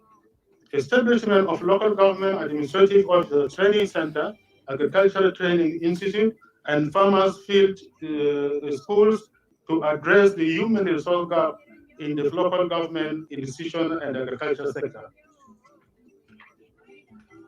The state plan for implementation of the Revitalized Peace Agreement, governance and security. Create a momentum and more political space for an accelerated environment for the implementation of the Revitalized Peace Agreement to ensure stability and peaceful coexistence of the citizens. To strengthen and establish effective communication network and media sector in the state for the dissemination of government policies and programs. Establish link and collaboration for good working relations amongst different peace partners. Promote good governance, democratic values and principles, and preserve security through an accountable and transparent decentralized system of governance to combat corruption. Stressing rule of law institutions for maintaining order and human rights protection. Conducting trainings, awareness, raising workshops, conferences, and seminars for community leaders to use women on peace dialogue, conflict management and resolution, reconciliation, and healing. Establishment of Center for Peace Studies to include peace and stability in the society.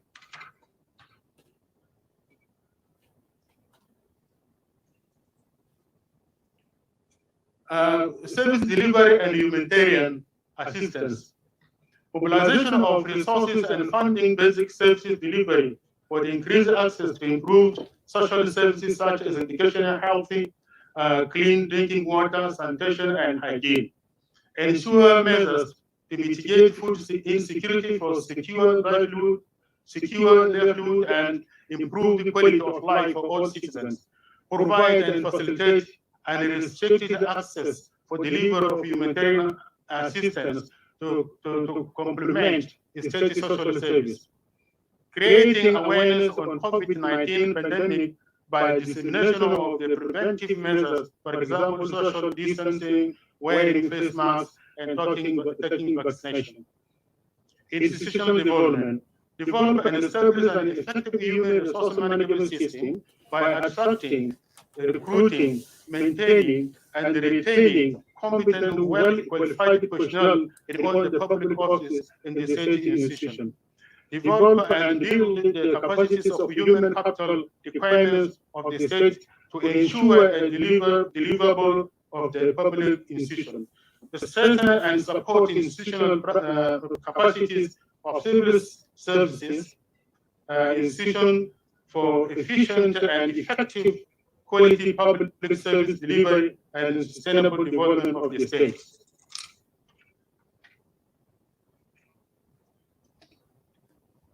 Now, economic infrastructure. Encourage and support agricultural production for increasing incomes and improved secure food and livelihood of the household for growth and economic development of the state. Increase the revenue of the state to improve tax base through attraction of local and foreign investment. Encouragement of means of production by diversifying the local economy through provisions of investment, incentive, establishment, and strengthening of local capacity and promotion of trade. Provide assistance and support to women and youth through empowerment program to set up women and youth-led enterprise, development fund, infrastructure, to have access to capital for small business and income generation for reliance and self-reliance, self-sufficiency. Now we are going to the conclusion. Before I conclude, His Excellency, it would have been better if we could, if the pictures are displayed for verification of the achievement of the state.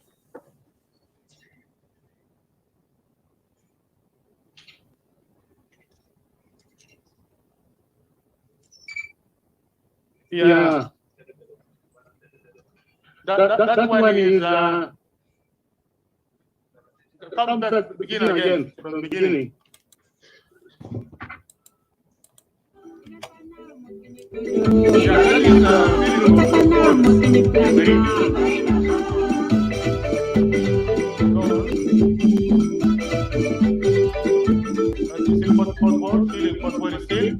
yes, that is the ongoing construction of shelter at the Yambio Freedom Square. Then that one is also the same. There are two shelters. And then that one is renovation of Yambio Hospital. That is the Yambio Hospital is renovated. Then the provision of mattress and other items to Yambio Hospital. Now the construction of Ministry of General Education Office is constructing new office within the premises, and that is the Western Victoria University. Go on, yeah, that is it, and then go on. That is the building of Western Victoria University is under construction. Again. Yeah, that is the construction of Mundi West Health Facility. That's the Mundi West Health Facility. Then this Mboro Health Facility, it has reached beam level. Next, that is the State Secretariat Office expansion. You know, the other wing this side that has been constructed by the governor for his office, that is extending. Expansion of the State Assembly, that is constructing. This is a 9-year primary school. Then you come to Uko PHC. Then come to next. Bangasu PSC. Now we, yeah, go. Yeah, that is street light, solar panel street light. Then Moon, go on. This is Moon West Prison, newly constructed. Then Sakura, you go next. Sakura Police Station. Then now, this is the commissioning of ambulance cars donated by CMMP. Those are the pictures taken for verification and confirmation of the achievement in Western Ontario. So in conclusion, it is worth noting that where peace exists, development becomes the top priority. Therefore, the government of Western Ontario State is appealing to the national government to strengthen the capacity of the state government in area of security to prevent any conflict that might arise in the state. Furthermore, the national government should resume transfer of capital costs to the state in order to supplement the state local revenue for development. Partners' role in development is paramount. They should come for capacity building of the main powers. Thank you.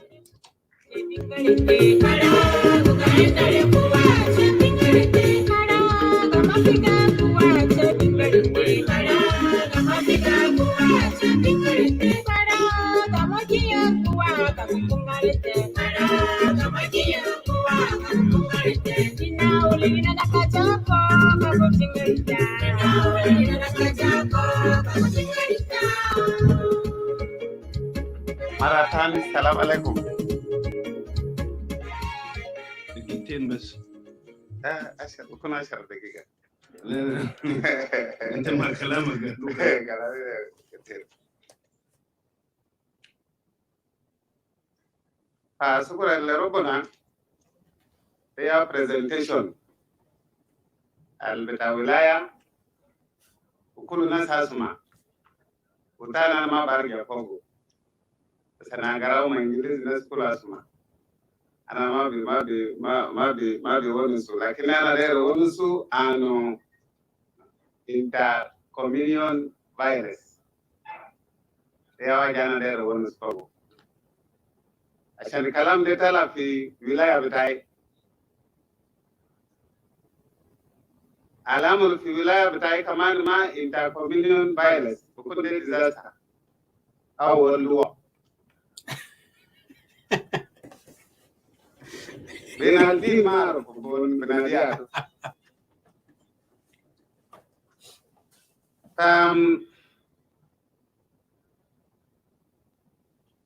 نائب رئيس الأول كل حاجات اللي يجيبوا communion violence ده هو 3 حاجات 2 جيش لأول ساوث السودان واحد بتاع وسنة كتوريا ستيت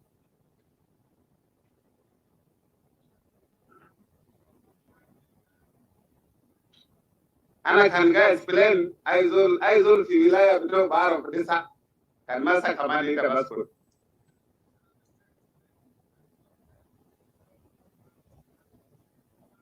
Number 1 hello chapter 2 ونسيني ما ونسو كويس ناس ونسيني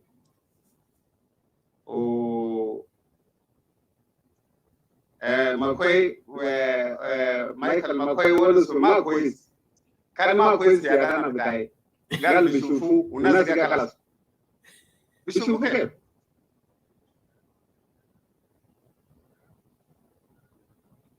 ايش؟ كل في ولاية كل الناس يموتوا من السنو عم جروب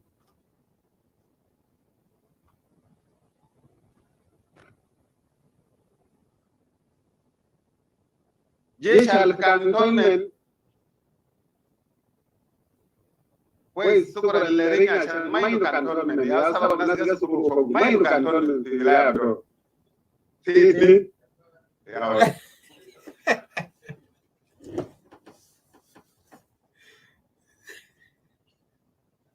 أنا يوم أتكلم أنا كنت في جنوب السودان في 3 كوماندر تشيف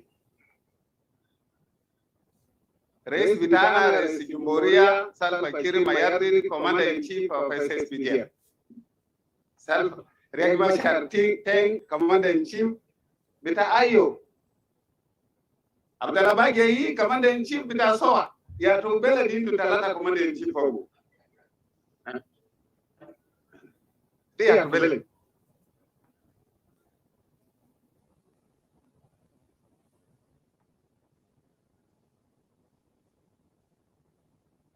Alela bilimu kulu amudu group de kulu boni fi bidan 3,000 10,000 bideribu 3 sur bishara kulu bemshi fi bed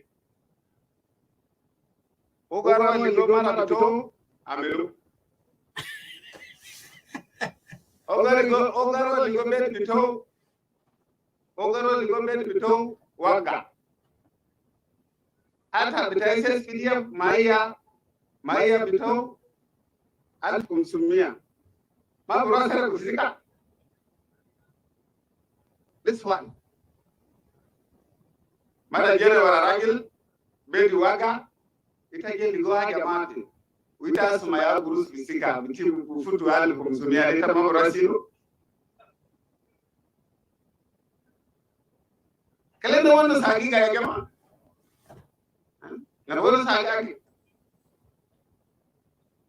asa guess de kulu kan jamaa kulu limu wai amulo commander in chief wai fi da race bitana salfakir mayar ma afdal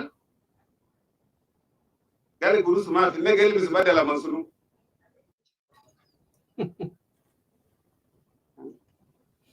Gal guru suma fina gabina marad masunu. Taman daiman kalam bitai wana sabdai batal. Ya Rabbi.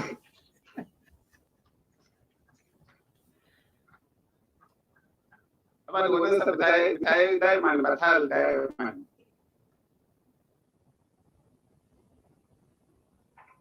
Anina lazim yapil national government.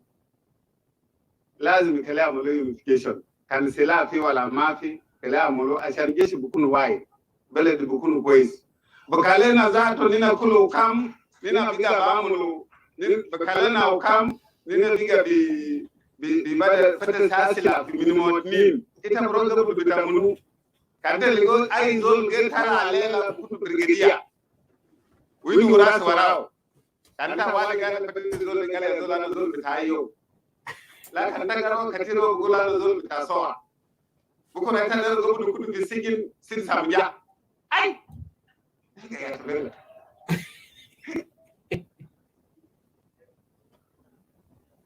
ده مشكلة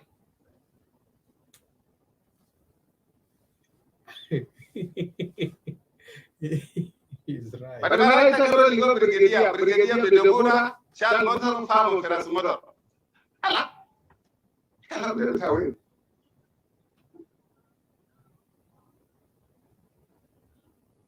لو ما نظام الجيش بتاعنا في الجنوب بمعنى اننا لسه ما منظمين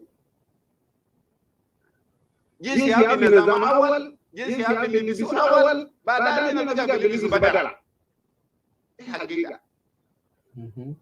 Correct.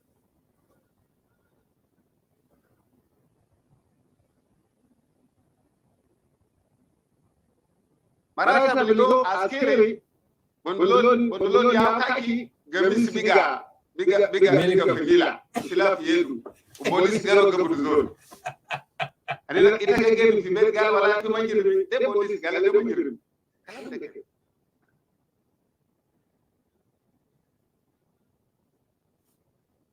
deshi ni rawai alga jibu inter communion virus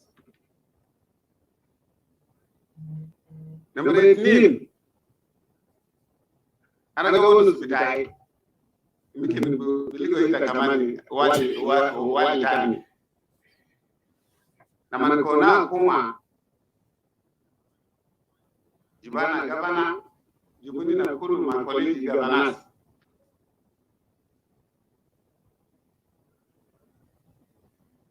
جبو مينيستر جبو كوميشنرز بديجري واي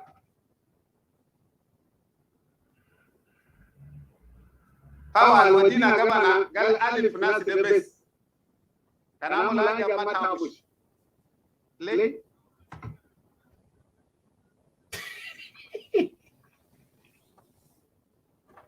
gal betana bes nina biyalif gal kan komishana mula ga batal kale dina jamu Juba ina amul gadiya kalam de kib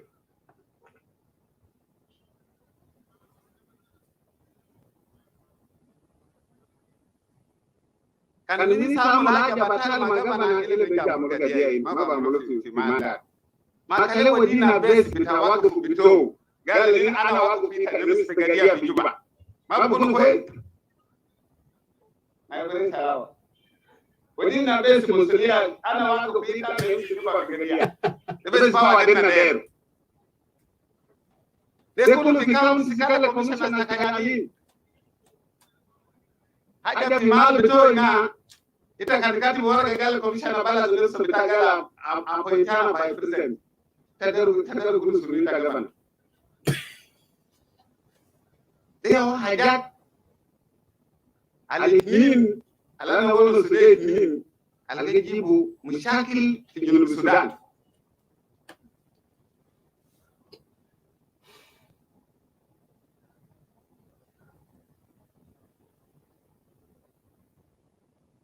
كلا نقول ساكر بيتو بتاعي بتوسط كوتوري ستيت الجاب مشكلة في المال بتاعي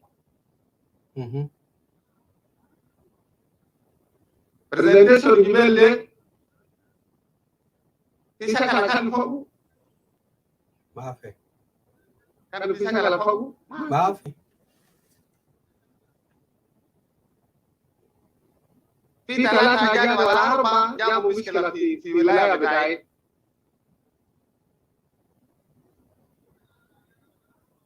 أنا بقول في 3 4 لما تنينا ما نينا كان قدر ما ولا نمر وما قال يا أخوي في بلد بتاعنا قال نقول ما قاعد بسوسام بلا بكتب الناس ده يجيب مشكلة في المال بتاعنا.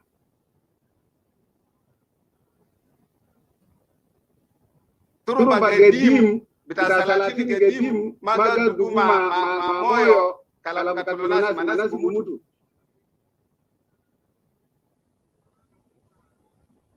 دي حاجة من الرواية. نمبر 2 أنا إني ما ناس وصلنا كتير في هيمي. أجانا بقول سودة وما نعرف كويس. متى بتاع ناس يا كيف وما نعرف تمام. ليه 10 كاونتي وشكل في كاونتي واي وكلاس في كاونتي واي. ده بيقول كلام تاعكم. ده بيقول كلام تاعوزر.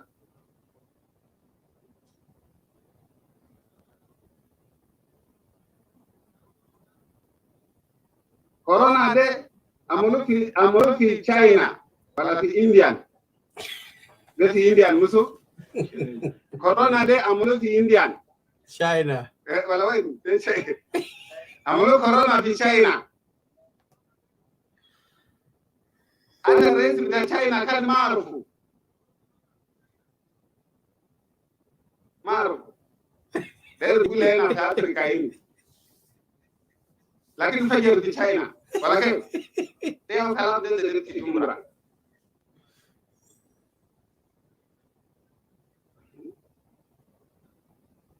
مشاكل ده سلاو في تمرة وسياد مفيد السلاو مشاكل ده تمام من السياسيين في جوبا هنا فجر في تمرة بدأت الناس في تمرة. ده كلام تاعكم ما في. عشان أنا داير أوري لك الكوليج بتاعي عشان أجد ونسو كتير اللي قاموا في الولاية.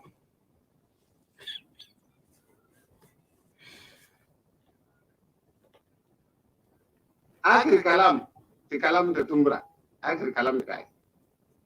لكن أنا بتاعي ما هو مشكلة يا جماعة. أنتوا ما عرفوا إنديان نص كتير تشاينا ده إنديان كمان كتير إنديان كتير ونحن كان نجي متواجع في مال في زمان لكن إنديان ما دير كواجع ده إنديان كان ما دير كواجع ومن قاعد مال ومن دير تلا كواجع ببرا وكواجع يا ابن النظام بعمل حاجات زي حاجات النامو ده زي حاجات اللي يبدو ورده إذا نفكر يوم واحد قالوا إنه ما الناس لا إنه بتطلع كواجع ده كيف إذا بدأ دور جنب بيت بتاع كواجع دور ما سيدكو كواجع كافر بكانا قال أيوة حاجة لو كنت بكانا ده إنه بتطلع كواجع ده إذا نروح تفق كله قال كلام لو بكانا ما كل في شوارع كله جنب بيت كواجع من سبعة بالليل إذا نطلع كله ما ترى كله بكانا كواجع قتل سبعة ده إلى جرة يا تقول كواجع تيجي بس كلام قصير كده كلام بس قصير كده كواجع بتاعت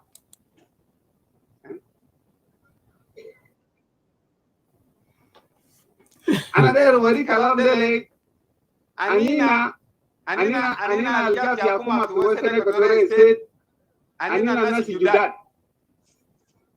أنينا ناس جدادين سياسيين جداد كله أو سياسيين كبار ما في ما بقتلونا كده ما بقتلونا لازم ما بقتلونا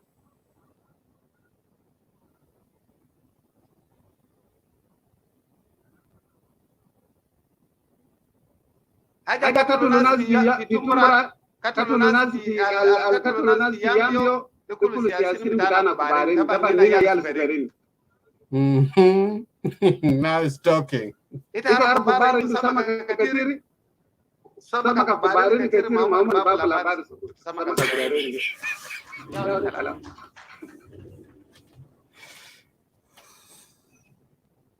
Taban wadini bidelu min dagiga. Anina bonus yom tani. Anina bonus yom tani. Rabbana kullu ma'akum. Wilaya bitana o fi salam. La biasa. Asha account fi salam. Anina lisay tawala kamana sanawai account fi salam. Tabani zola mulaja bifatasu. نسأل الخلق مشكلة في وسط الكوريين معروفين علينا على أمر الإمبلمنتيشن بتاعه معروفين أنا ما بقول أنا ما بعرف دول بيقولوا ما بعرف زي كلام أنا سمعنا ولا ما بعرف كتب ما بقول كلام ما يجيبوا كلام بقولوا دبلوماسي في مشكلة بتاعتنا ما يندو دبلوماسي ما يندو Karena najibuna sini nina najibuni kulu. Karena ada tu pun mana ni mahkamah. Kul moyom zul kana amal batal ni zulu ben. Amal batal ni zulu. Ma binzulu bukara bijibu mau amal batal.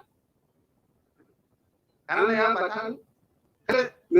Kale nzulu na kale kutana sikini kaman. Kadi zul kana batal kabir kaman fi akwa ma nzulu. Ila sukairin besi ukubarin maganin dulu. Kalau dekat. Kalau. Bada bagiannya. Bada bagiannya. Syukuran.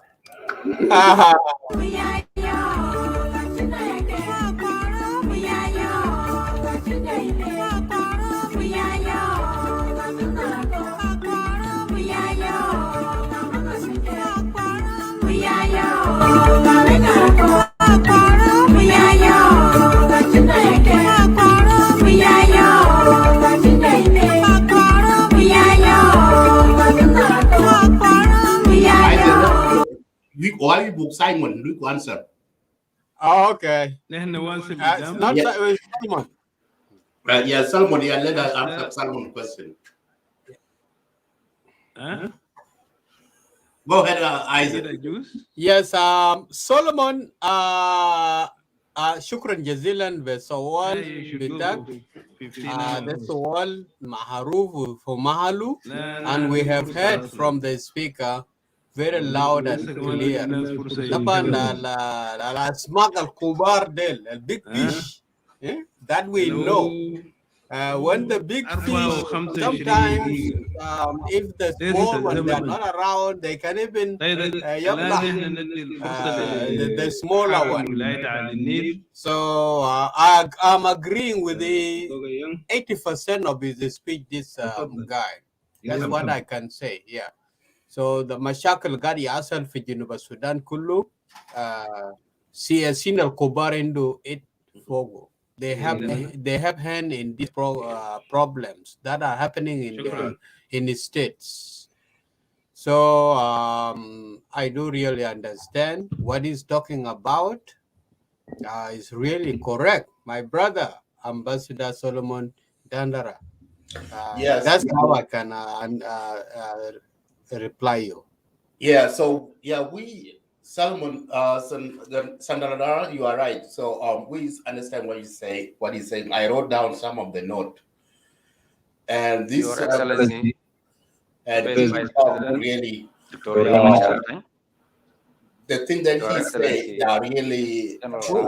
Talk right. And this is how Vice President appreciate our leaders that national ministers the truth. So we will be talking more. We will be analyzing after the show. So let us watch, and then we can come back later and then talk more. No worries. Yes, that's right. Thank you. Thank you so much, Solomon. You're welcome. Yeah. You're welcome, sir. Ladies and gentlemen. Thank you. Good evening. With your permission, sir, My hard copy is written in Arabic. And I know you know deeply Arabic better than me. So, can you give me a chance to, Your Excellency? To read it in Arabic? Yeah. تفضل. Thank you. توجد قدومنا لولاية. وما عارفين عربي من جماعة دي. أنا أعرف. ما بيعرف عربي نديه الكوبي بتاع إنجليزي. Yeah, in PowerPoint, it is written in English. You can just read it in English in PowerPoint. تفضل طوالي. منذ قدومنا لولاية وجدنا الحنفس الموجود في ولاية مشعونا باختلافات كبيرة جدا، وكان من واجبنا أن نحن كالحكومة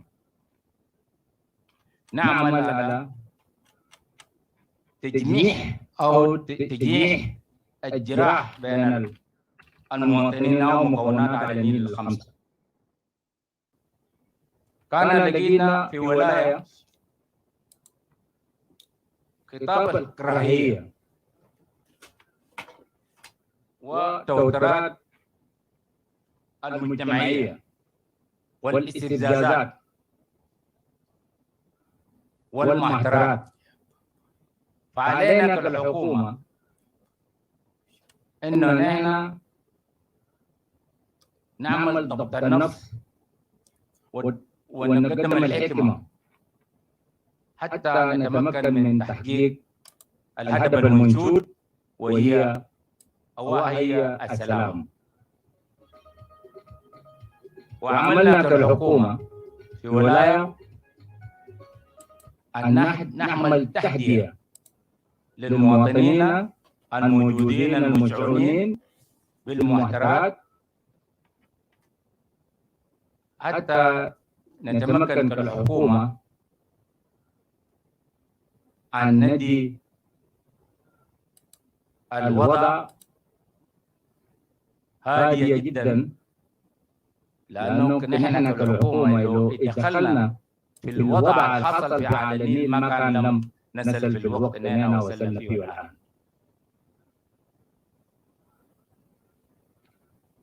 عملنا أن يكون وهائم بين المواطنين الموجود على النيل ونبذل الكراهية، لأن كل المواطنين متوترين وغير مستقر في الولاية اللي ذكرتها.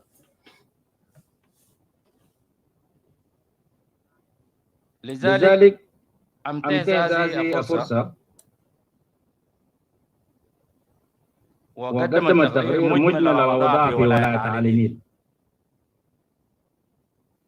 من خلال فترة من المارس حتى نوفمبر 2021 كالمدخل للولاية.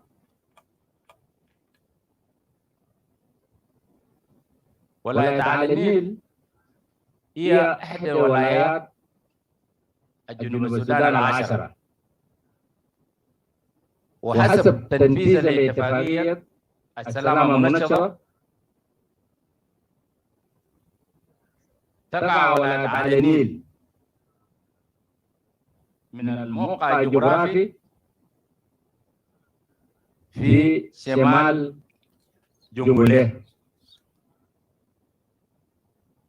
وفي غرب ولاية الوحدة.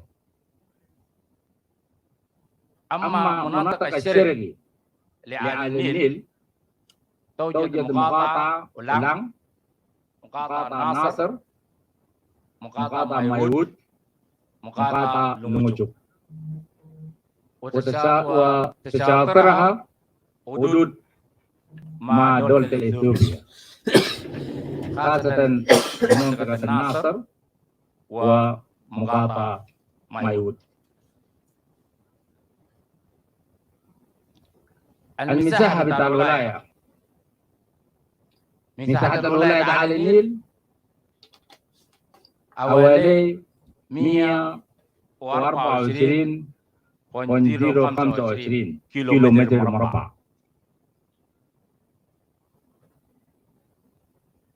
السكان الموجود على النيل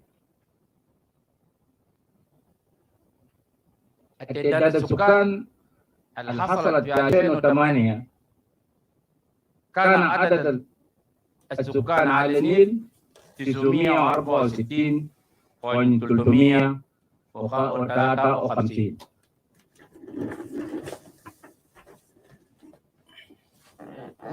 المجتمعات الموجودة على النيل توجد مجتمعات الخمسة، وهي النوير، الشلوك، الدنكا، الموبان، والقومة. ده المجتمعات على النيل الموجود. زي ما قلت في قدومنا على النيل وجدنا هذه المجتمعات الخمسة كانوا ما بيتكلموا لبعض وما بيسلموا لبعض، لأنه خطاب الكراهية السياسية اللي حصل في على النيل وصلت حتى داخل البيوت.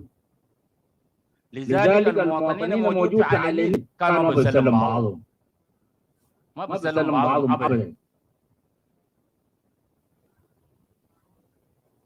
ومن القبل الحوادث كان أحسن قبائل الموجود في ولايات أو ولاية أحسن كان ولاية على النيل، لأنه ولاية كان بجمل كل اللغات أو كل اللهجات الموجودة.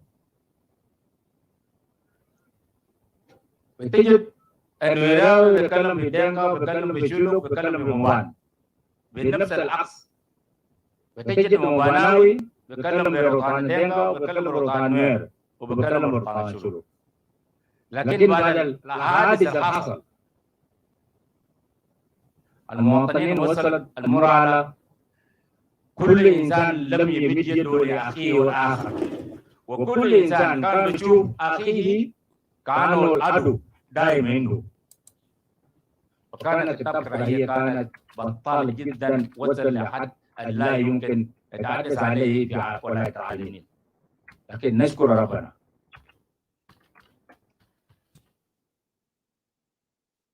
الأنشطة الرئيسية في ولاية على النيل معروفة بأن ناس على النيل ناس الزراعة والري وأيضا صيد الأسماك. كانوا المهنة اللي بيمتازوا المواطنين في ولاية على النيل. أما على النيل في التقسيم الإداري أول المقاطعات على النيل فيها 13 مقاطعة. نبدأها ببايليت وولام وناصر والمايود واللومشوك في الجهة الشرقي، والمبان والرنگ والمرلوط في الاتجاه الشمالي، ويساطرها الحدود مع دولة الجنوب مع دولة السودان.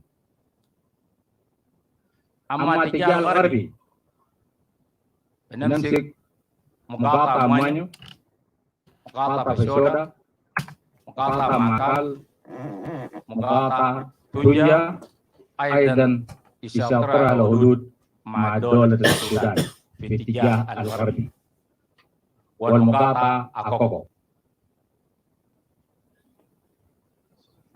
ده 13 مقاطعة في ولاية على النيل. المدن الرئيسية في ولاية على النيل هي مدينة معروف، الرنگ، ناصر، فشودة. كل منهم طلع منهم الثلاثة. ناصر طلع منه أولام، وطلع منهم انبثقت منها أولام ولومشوك. أما شمال على النيل انبثق منها أيضا اثنين، مرلوط والموبان. فشودا انقسم منه 4 مقاطعات، هي 3 أيضا برئاسة فشودا يبقى 4. ده كلهم طلعوا من ال3 المقاطعات الرئيسية. المحور السياسي هي مستويين، مستوى الولاية ومستوى القومي. فنبدأ بالقومي. بمستوى القومي في زيارات تمت من إخوة الوزراء الاتحادية، واحد منهم وزير النقل مشى ملكال يوم 14/4. أيضا وزير العمل زار ملكال يوم 16/4. وزير الزراعة زارت منطقة الرنج يوم 27 حتى يوم 29، وكان في موضوع بتاع المدخلات الزراعية بما فيهم الجاز. والوزير فات كلمت في موضوع الجاز إنه الجاز هيجي بعد 15 يوم، وحتى الآن لم تصل الجاز. أظن الجاز بيكون ماشي بخطوة بطيئة. البعثات الدبلوماسية زارت على النيل، أيضا السفير الفرنسي لملكال كان يوم 21 لحد يوم 22. زيارة السفير الألماني لمدينة الرنج يوم 27 ليوم 29. زيارة سفير الدنمارك لموبان كان يوم 28/6. الزيارة بتاع الليندا مندوب الأمم المتحدة لملكال كان يوم 31/3. وزيارة البعثة الأممية كان يوم 24/5.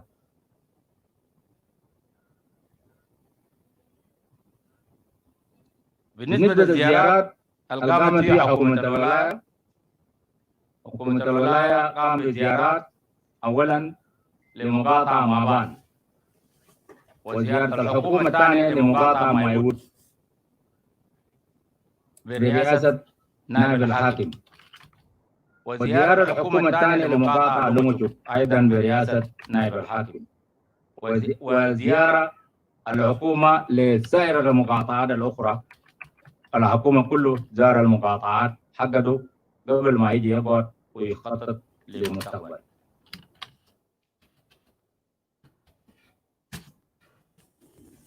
اللقاءات تمت بين الحاكم والقبائل الموجود في على النيل، هي 5 قبائل.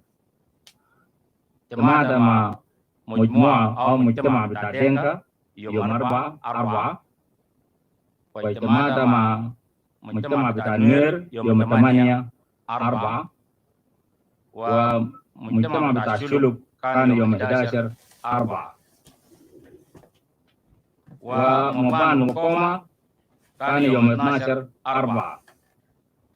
والمواطنين الموجودين داخل المدينة لأنه ملكال مقسم على 2، في مدينة وفي يونس. يوم 17/4. واللقاءات الناس يونس كان يوم 2/5 معه المجلس الكنائس. واجتماعات مع مسلمين كان اليوم 8/5/2021. ومخاطبة الفعاليات النساء المجتمع الكل كانت يوم 8/7. ولجنة تسيير اتحاد النساء الولاية، عملنا لجنة تسيير اتحاد الولاية. وطبعا كلام ده كله يا اخوانا بتوقف على انه نحن وقت مشينا ملكال لقينا ما في اي حاجه. وانتم عارفين الحصل في الجنوب ده كان اكثر ولايه يعني صارت فيه الخراب والدمار كان على النيل. عشان كده نحن وقت مشينا ما لقينا اي حاجه. بدينا من الصفر، لكن بدينا بالراحه بحكمه ولحد ما وصلنا اللي احنا وصلنا فيه. ولا مقابل فخامة الرئيس الشلوك في فشودا كان يوم 16/6. واجتماعات بتاع النظار والمشايخ الموجودين في POC كانت في يوم 21/6. ده اللقاءات اللي عملتها عشان على الأقل نحاول نجيب الناس ديل مع بعض أو نجيبه فوق بعض، لأنهم كانوا ما بيسلموا بعضهم. ده الشيء اللي حصل في ولاية على النيل. وبعد شوية ربنا فتح علينا بشوية بدأ الحكومة بمناشر، وكان المناشر هي أول حاجة عملناها بعد ما تم تعيين المحافظين، عملنا ورشة عمل للمحافظين. ورشة العمل للمحافظين كان عملناه يوم 4/6. برضه عملنا ورشة العمل قامت بها منظمة الصحة العالمية في شان عملية بتاع كوفيد-19 بانديميك، كان يوم 5/6/2021. برضه عملنا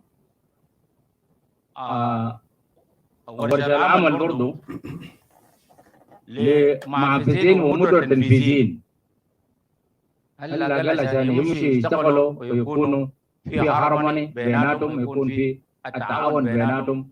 جبناه وعملناه ورشة العمل مع المدراء التنفيذيين عشان يقدروا يتعاملوا مع بعض. برضه عملنا تنشين للصحة والتطعيم ضد الكوفيد-19 كان يوم 25/6. قمنا برضه بإسعاد البيئة لأنه بلد صعب جدا، حتى قدام الناس في الشوارع، ولا بد عشان انت كمان ربنا يكرمك لازم تلم كل القدام ديل وعشان على الأقل سعد البيئة. كان عملنا سعد البيئة يوم 30/6 في مؤتمر إنقاذ المؤتمر ما يود للصلح بين سائر العشائر. برضو كان عشائر ما قعدوا مع بعض، كان عملهم في مقاطعة ما يود. عملنا مؤتمر الصلح في كل من ما يود والنموشك ومبان. برضو مقاطعات ديل عملنا شغل قبال محافظين شي، لأنه كانوا هم عندهم فهم إنه محافظين ما دايرينهم، لكن بالنهاية عملنا الشغل ده وفهموا الموضوع وقبلوا المحافظين. ديل النشاط اللي قام به حكومة على النيل في الفترة البسيطة. بالنسبة للمحور الاقتصادي، طبعا الناس كلهم لسه عندهم فهم انه على النيل هي على النيل الزمان. على النيل ده بقى ما على النيل ده زمان يا جماعه، على النيل كومبليتلي بقى اخر ولايه في ولايات الجنوبين العشره لاسباب انتم عارفينه.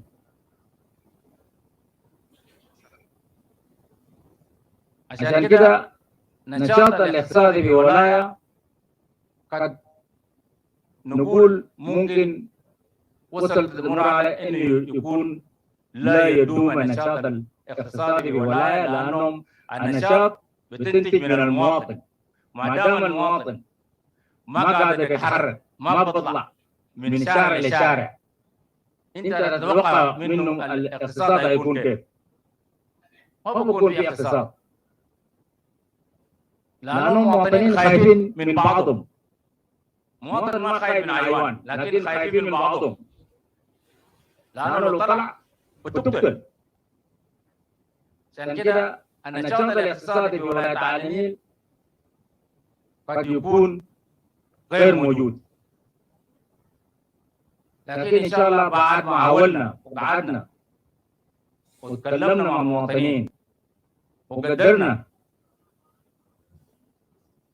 إحنا كالحكومة نقدر نصالح، قدرنا نصالح المواطنين بدأ النمو بسيط من النشاط الاقتصادي عن طريق النساء. النساء اللي كانوا في يونمس طلعوا وجوا مدينة وفتحوا الدكاكين وبدأ يمارسوا نشاط تجاري بسيط بسيط بسيط، عشان ما في نشاط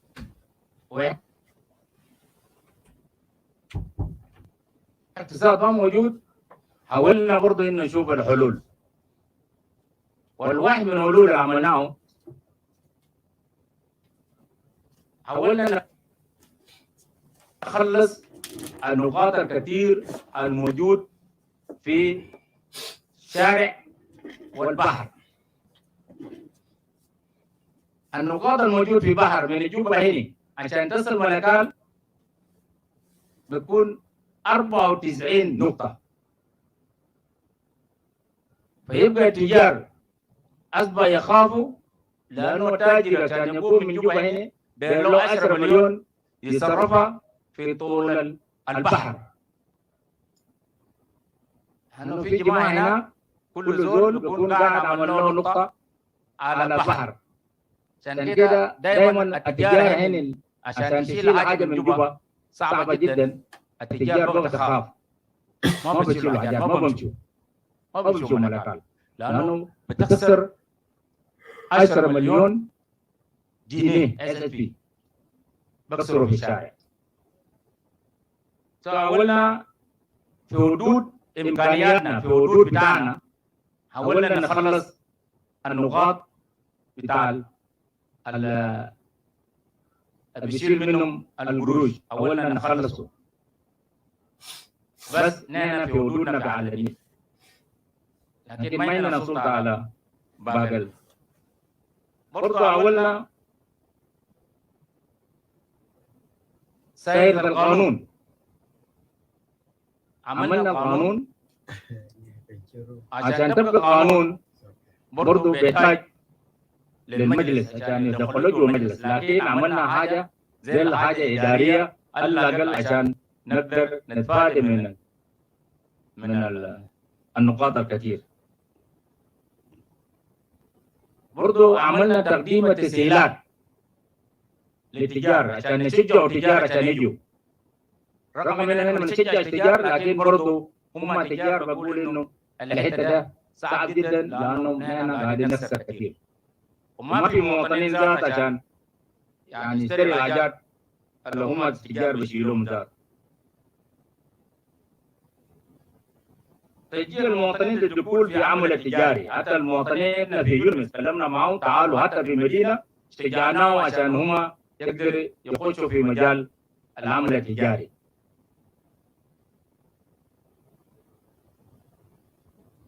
برضه في الخريف ده شجعنا مواطنين عشان يمشوا يزرعوا، حتى الزول يزرع جنب إلا ما يطلع برا من الإلا، لكن جنب المدينة مدينة ملكال. وفي الناس فعلا شجعوا وزرعوا جوا أول مناطق أول بيوتهم، وبرضه قريب لمدينة بدون ما يمشي داخل القاعدة، لأنهم هناك ممكن يلاقي شيء ما كويس. هي على النيل منطقة زراعية، ما داير له كلام، والناس عارفين كله منطقة زراعية، وعلى النيل ممكن تزرع مرتين في السنة، ممكن يكون يزرع زراعة المطري وممكن يزرع زراعة المروي. في منطقة الرنج فيها طرمبات، الطرمبات ده ممكن يزرع زراعة المروي في الصيف، بل بيحتاج لصيانة هذه الطرمبات، لأنه من ما فاد السودانيين كانوا زمان بديروم المناطق المروية ده كان بديروم في واسطة الشركات الكبيرة في السودان. بعد الانفصال ديل الطرمبات أصبح ما في شيء ناس بديروم، ما في جاز، ما في شنو، رغم إنه الترعة موجود، ترعة كويس جدا، لكن الوسائل ذات بتاع جاز عشان تمشي المشاريع ده ما كان موجود. بالتالي بيحتاج إنه الطرمبات ده يعمل لهم صيانة ويكون يابسة إذا كان وزارة الزراعة مع تعاون مع بنك الزراعي ممكن يقوموا هذه الطرمبات ويكون في زراعة مروية موجودة في على النيل.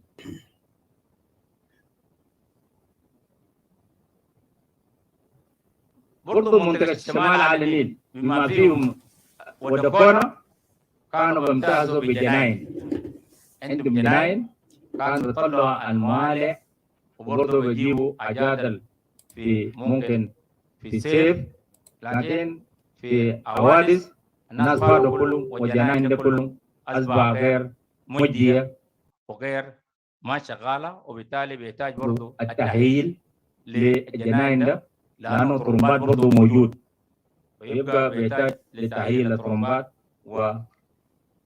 وترعى. الضروريات الزراعة الحاجات المهمة جدا يكون في الزراعة عشان الزراعة ترجع مكانتها في شمال على النيل أو في منطقة على النيل، بيحتاج توفير الآليات الزراعية. المدخلات الزراعية ضروري جدا أنه يوفروها عشان منطقة على النيل ترجع مكانتها الأولى. المشاريع المروية بيحتاج لدعم، ويا بزا لو لقى الناس المستثمرين من هذا المنبر أنا بناشد المستثمرين إنه ممكن يمشوا يستثمروا في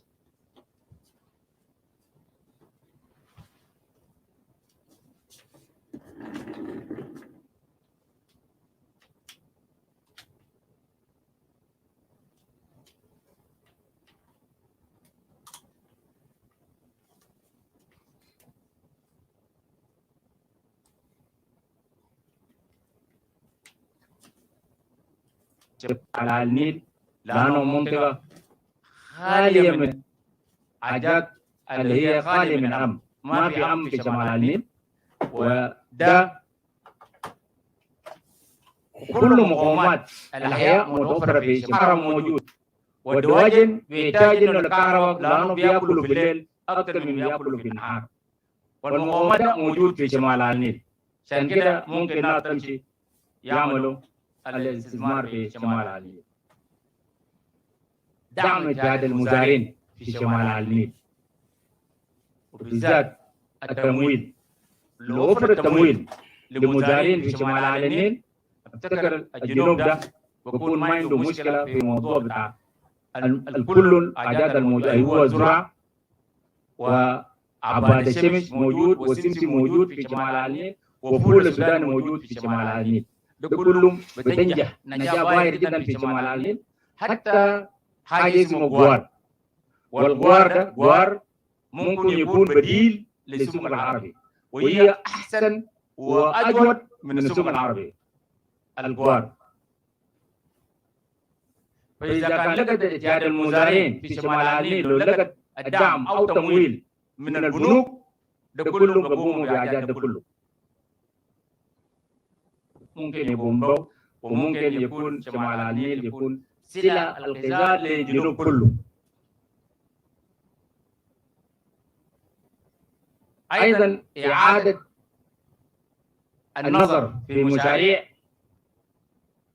التعاونية. المواطنين عشان نشجع المواطنين حقوا برضه لنا نشجع عمليات التعاونيات، جمعيات التعاونيات.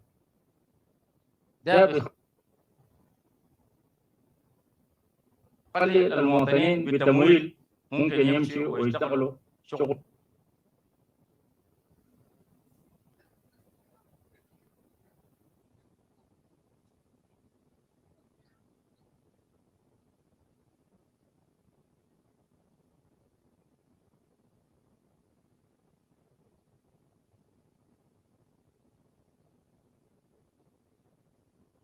ده كله في الحاجة الحاصل. في مجال بتاع الخدمة المدنية نقوى في على النيل، وعدينا لكم 90 يوم 3 شهور، حتى زول بعيد في 3 شهور ممكن يمشي يبلغ على النيل.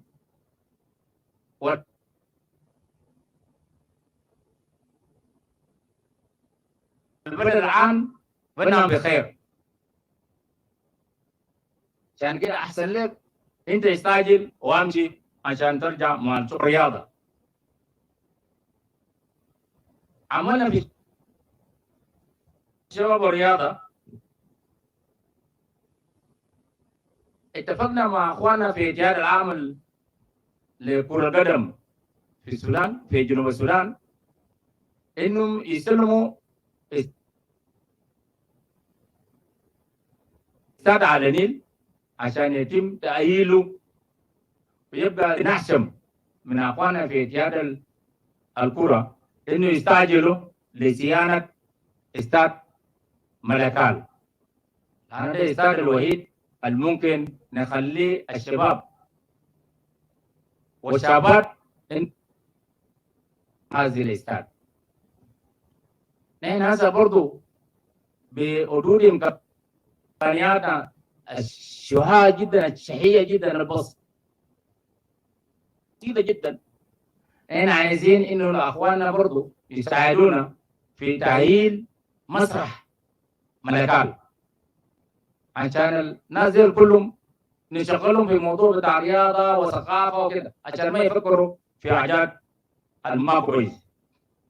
وده برضه من اخواننا في اتحاد انه برضه يجيبوا معنا.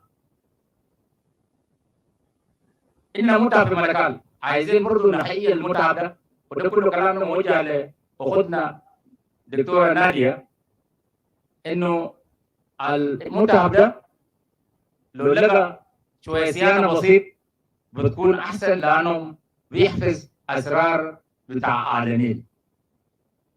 فيا بذا لو خدنا وزير نادية هروب لو موجود انه برضه يجي معانا في موضوع بتاع المتعه بتاع النيل. دايرين برضه نقوم نحيي عمليه بتاع الحركه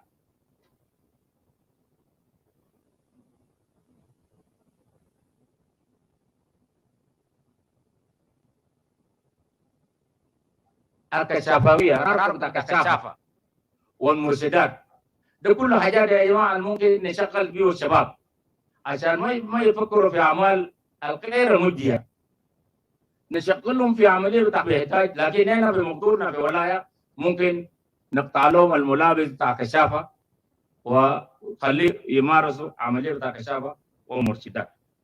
ده كله ده عملناه في مجال بتاع الشباب.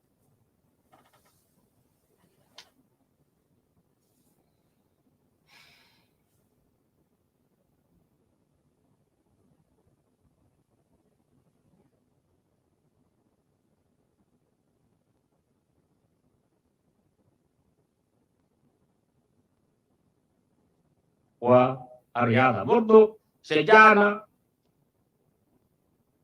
الفرق الرياضيه اللي كانوا معروفه على النيل زمان، لكن معظم الناس او القيادة عشان ننشأ اتحادات جديده، والكل دل موجود في POC. عملوا اتحادات كثير في POC. احنا عايزين ننقل الاتحادات الموجود في POC دي خليه يطلع برا، وان شاء الله نحن حسب الترتيبات واجراءات لتسليم POC للحكومه.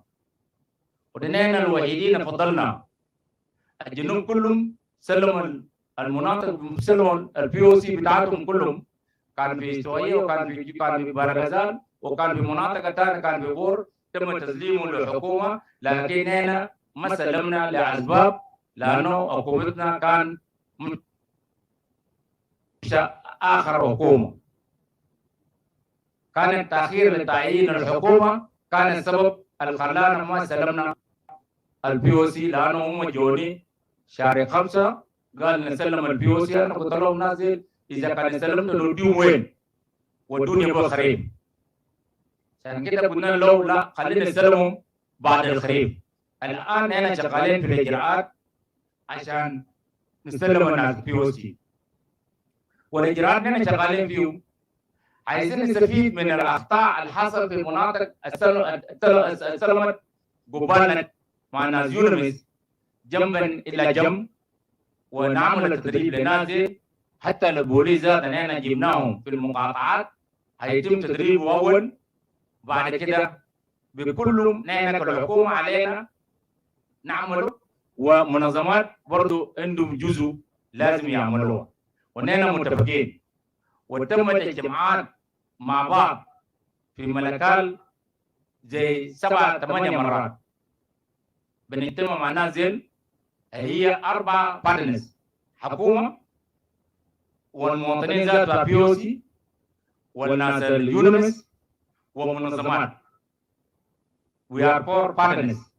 فقاعدين نجتمع ملكال وكل زول يجي ياخذ واجبه ويعملها، وان شاء الله لحد يوم 1/12 او نحن قلنا خليه يعملوا كريسماس، لانه لو قلنا له يطلع هسه في الكريسماس ما هيقدر يطلع، لانه كل زول في المحل بتاعه في بي او سي لهز الاوضه حقه لهزها خلاص جاهز نفسه لعمليه بتاع كريسماس في بي او سي. لكن بعد الكريسماس هنستلم البي او سي ان شاء الله، ونستلم الحكومه في على النيل باذن الله تعالى.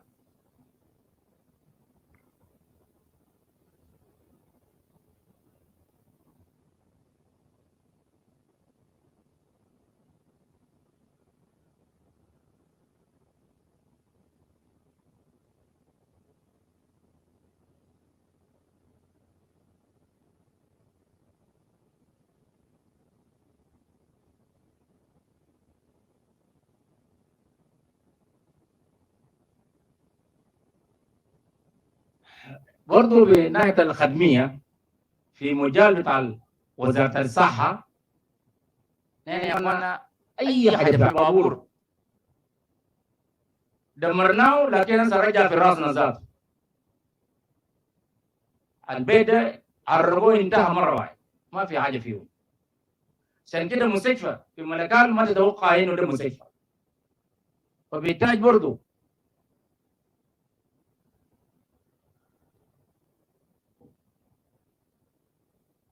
ودائما بناشد اخوتنا الوزيره اليزابيث خليه برضه يستنفر المنظمات الموجوده في الرئاسه هنا، ونحن برضه المنظمات الموجوده في عالم امبر واحد ممكن يسينوها عشان المواطنين يرقدوا فيه. يا جماعه ما في محل مواطن تعبان ما في محل يرقدوا فيه. ده شوف الحد اللي وصل فيه على النيل. على النيل سمع بكلام يقولوا على النيل، سمع على النيل كلمة ده حلوة، لكن لو مشيت ملكال هتأسف في الشغل اللي حصل في ملكال.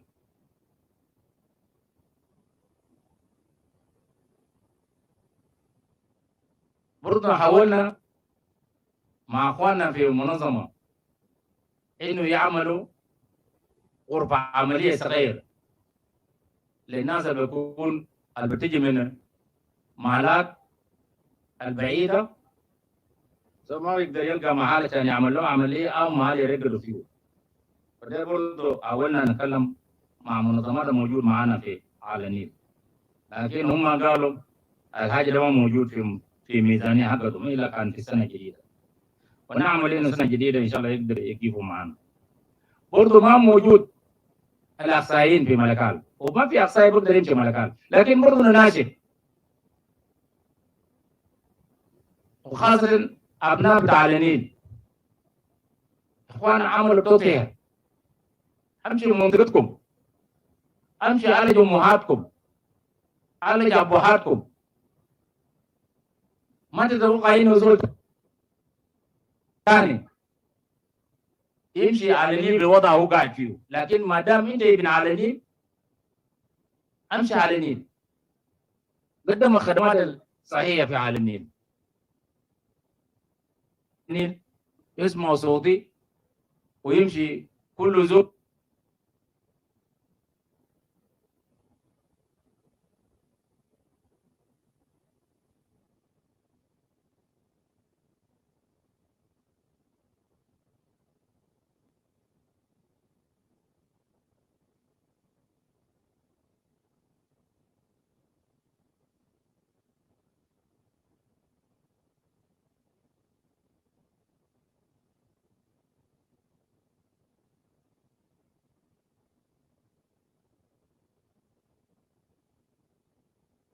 زول يتبرع بنفسه ويمشي يقدم الخدمات للناس هناك، لأنه ما في اعتبار.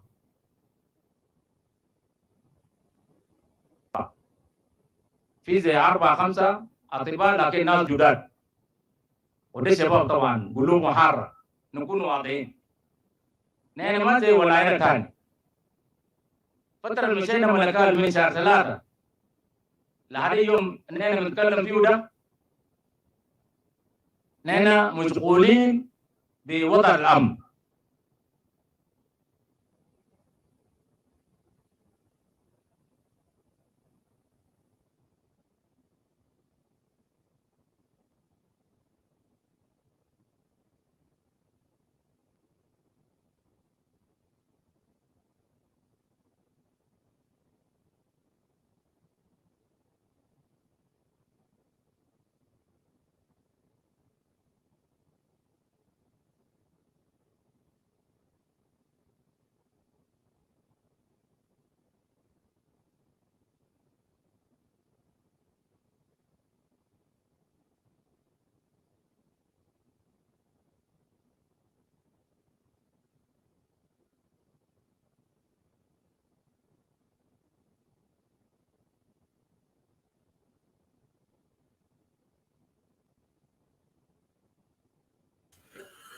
Okay, gentlemen.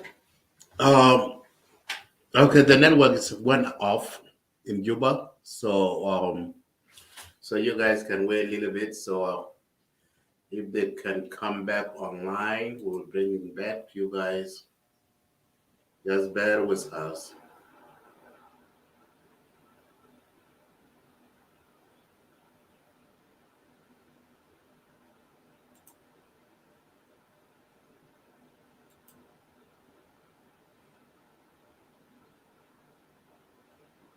Okay.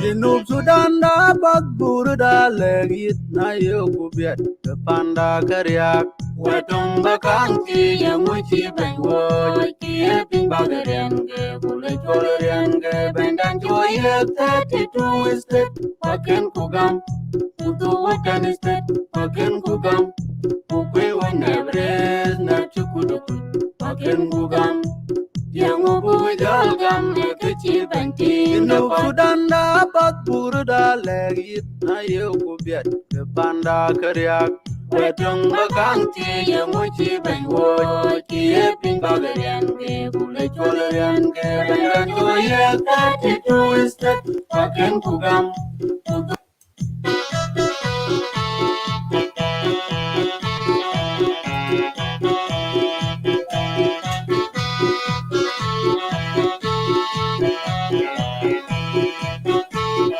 Jinub Sudan da bagburu da legit na yoku biat kepanda karyak wetung bakang ti yang uci benwo ki eping bagarian ke bule kolorian ke bendan joye 32 estate waken kugam kutu waken estate waken kugam kukwe wanebres na chukudukul waken kugam yang ubu jalgam kecil banting Jinub Sudan da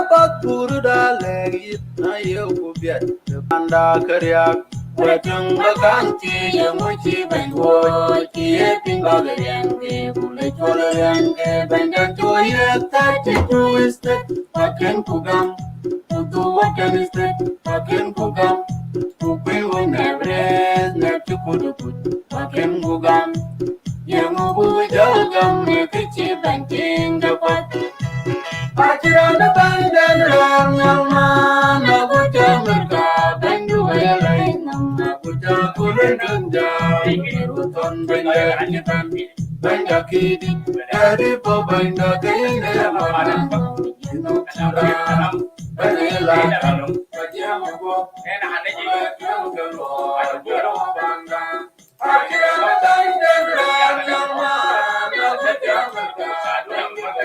أنا أقوم بنمرة 5 أنا العفو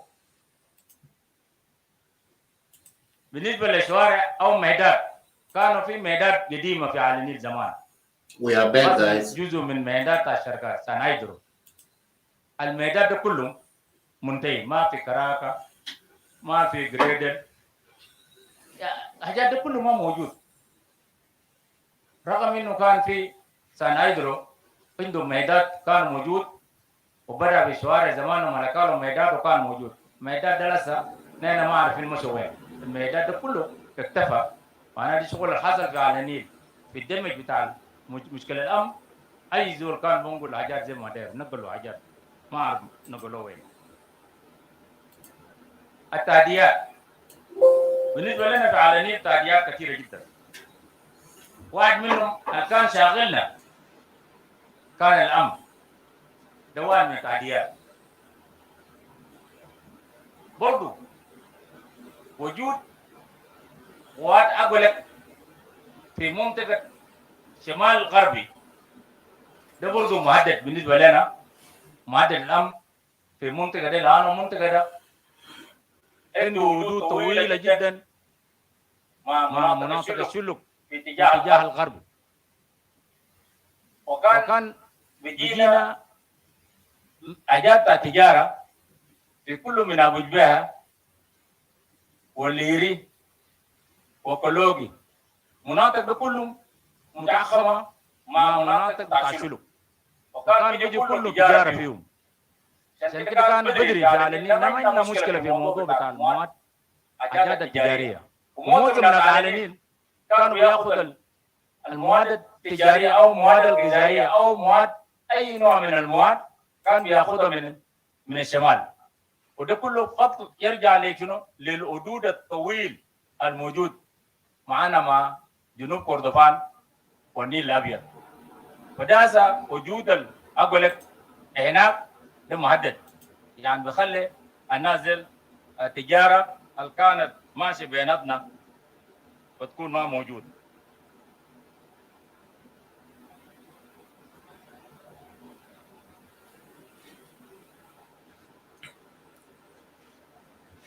برضو المحدد الامني برضو هنا بالنسبه لخريق بالسيف بتجي اخواننا في لونوير يحصل عمليه بتاع النهب الابغار بين ناس لونوير وناس لونشوك وناس ناصر ده برضو بالنسبه لنا ده محدد واسال الحمد لله اسال الفيضانات ده وقف الشغل ده لكن بعد شويه وقت تنشف الوضع الناس دي تجي هيجي برضو عمليه النهب البقر في المناطق ده. نحن برضو بنشوف انه استمرار المواطنين في المخيمات الامم المتحده ده واحد من المعددات برضو. ده واحد من المعددات لانه عايزين المواطنين ديل لانه المواطنين حقنا يطلعوا برا من الامم المتحده عشان يجي ياخذ الحياه بتاعه الطبيعيه. برضو عدم وجود الطرق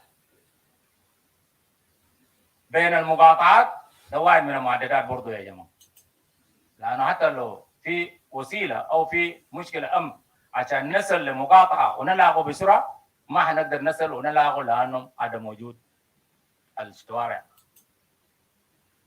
الخراب اللي حصل في مدينه ملكال ده مهدد عشان نقوم ونحيي حاجات دي كانوا يقوموا يحتاج مننا حاجات كتير خالص ويحتاج مننا إمكانيات كثيرة، وبالتالي ده محدد ذاته. المحددات كثيرة جدا في عالم النيل، لأنه البنيان كله انتهت. يعني ناس زول بيعرف ملكال، كان في أحياء في ملكال، ملكية، دنقر شوفوا، إلا صحة، إلا بالك، ده كله هسه لوطة ساكت، لوطة ساكت، ما في ولا قطع أوضة كده واقف، ما في لوطة. المواطنين ذا دايرين نتكلم فيه ده عشان يجيبون راجع من POC عشان يجوا، بيحتاج لناس المساحة عشان يدقوا له أوتاد تاني، يدقوا له أوتاد تابيد بتاعه تاني، لأنه هسه ما بيقدر يعرف محل بقى كله شجر وقش، يبقى ما يعرف. في كان يسيوم إنه بيت بتاعه كان هنا، لكن ما يقدر يعرف حدود بيته وين ذاته، فبيحتاج ناس المساحة عشان يمشي يدقوا لهم. فده كله يا جماعة ده المحددات الموجود في على النيل. ضعف شبكات الاتصال، انت بملكال عشان تقدر تضرب لزميلك وتتكلم معه الى الساعه 12 في الليل، في النهار ما في، لانه تاور واحد بس، تاور الموجود بملكال واحد في POC، ما موجود في المدينه في POC. نحن في المدينه عشان تاور زاد يجينا صعب جدا، لانه ناس كتار، وضعف شبكات الاتصال ده واحد من حاجات. وان شاء الله مايكل مكوي موجود هنا، ان شاء الله برضه يبذل جهد ويعمل لنا ان شاء الله تاورين بس، تاورين بس عشان نقدر نتصل بعالم الخارج. في زاد مايكل هسه لو داير يتصل بيك الحاكم في على النيل اللي يساير في الليل ويضرب لي الساعه 12 في الليل عشان تليفونه يخش. وده واحد من عجائب برضه يا جماعه. انتشار الاسلحه في يد الناس، مدينه ملكال مليان سلاح، تعديل كده بقول مليان سلاح. أنا كل زول خايف، كل زول داير يدافع عن نفسه، عشان كده المدينة مليان سلاح. برضه بيحتاج إنه يكون في قوة كامل موجود عشان نقدر نعمل حاجة يعني. وكنا نحشم إنه الشرطة الموجود في مراكز يخرجوها عشان يجي يساعدونا، لكن بالطريقة أنا شايفه ده هننتظر لا نهاية. حتى لو زول بنى خطة حقه للشغل ده، يبدو الخطة حقك ده هيكون هتنتظر مع لا نهاية. فنناشد القيادة لو في إمكانية الناس تصل لاتفاق وخلي القوات ده يخرجوهم، لأنه تخريج القوات ده بدي استقرار كامل لبعض الولايات. فساعدونا يا جماعة، ساعدونا، نحن باذلين جهد، لكن برضو ساعدونا. خرجوا القوات ده، خليه يجي يساعدونا.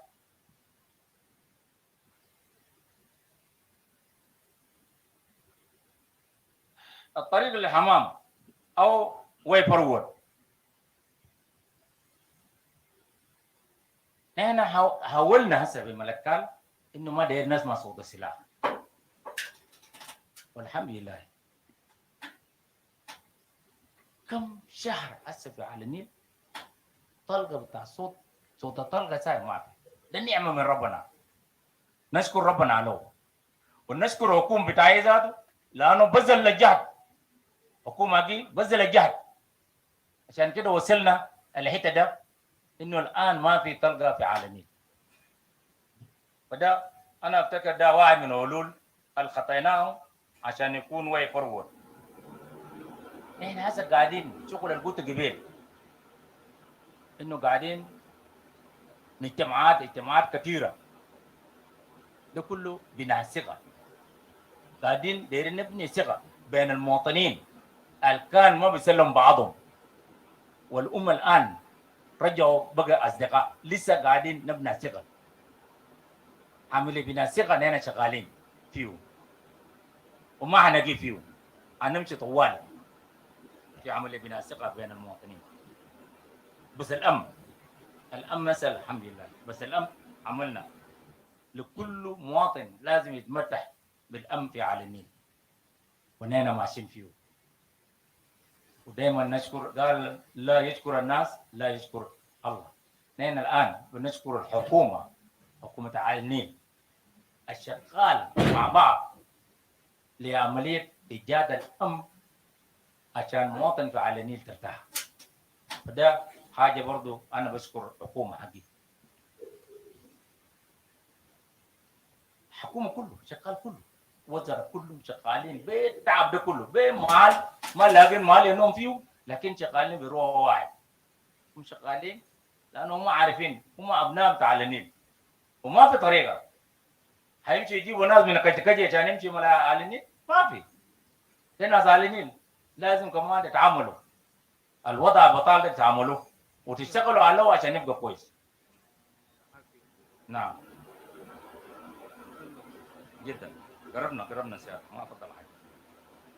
برضه شغالين لرفع النسيج الاجتماعي الموجود في على النيل. عايزين نرجع على النيل في مكانتها الأولى. على النيل اللي كان زمان بقعدوا برطنوا رطانات كله، نحن عايزين نرجع على النيل ده. وإن شاء الله بإذن الله وبعزم الرجال نحن هنصل نرجع على النيل إن شاء الله بإذن الله.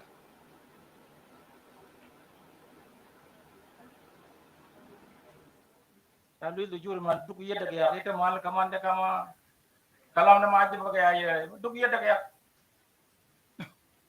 شكرا. قالوا لي خلاص. انت ما تعرفنيش عن نفسي. خلاص سيادتك انا بجيب هنا ان شاء الله، ونشكرك يا سيد الرئيس. سيادتك شكرا. خيرك وبارك الله فيكم. بارك الله فيك. خلاص كده انت موجود يا لوجوري. شكرا جزيلا.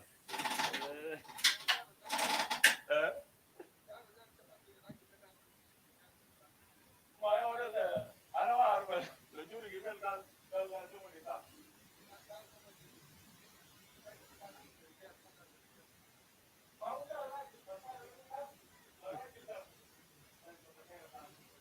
Shukran. I want to give you a break of 10 minutes. 10 minutes break. There is tea break. Tea break. امشي اشرب شاي، نشط نفسك، تعال راجع. شكرا جزيلا. tea break.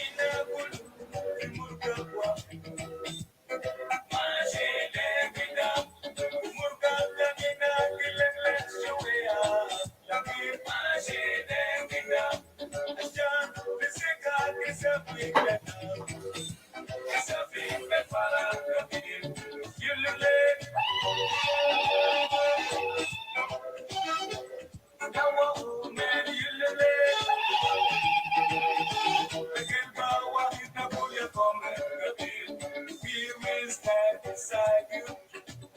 We will raise your hands. We will walk behind you. Going to the promised land. We will stand beside you. We will raise your hands. We will walk behind you. Going to the promised land. We will stand beside you. We will raise your hands. We will walk behind you. Going to the promised land. We will stand beside you. We will raise your hands. We will walk behind you. Going to the promised land.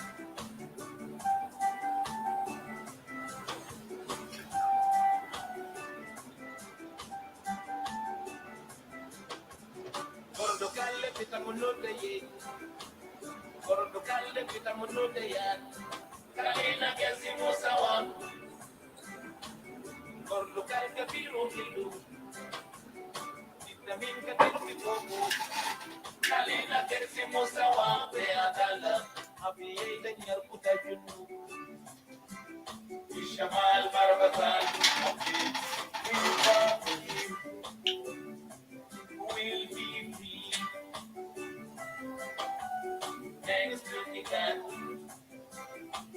thanks to my chapel, thanks to the food, thanks to Nyanyuki, shukran jazila leni basha, lakini kama fizik mashakil bitif mutu ketir kusara lena, Fire ya Bwana, fire ala nina shukuru kamsini, fire ya Bwana, fire ala nina shukuru, God bless our life, fire ya Bwana, I want to be fire ala nina shukuru, and bless everyone, who had food in fire, let the sun shine, fire, malaika Superman. Geraya, sita sana geraya, ya Bwana. Geraya, malaika Superman. Sita sana geraya, ya Bwana. Sita sana geraya, malaika Superman. Geraya, sita sana geraya, ya Bwana. Geraya, malaika Superman. Sita sana geraya.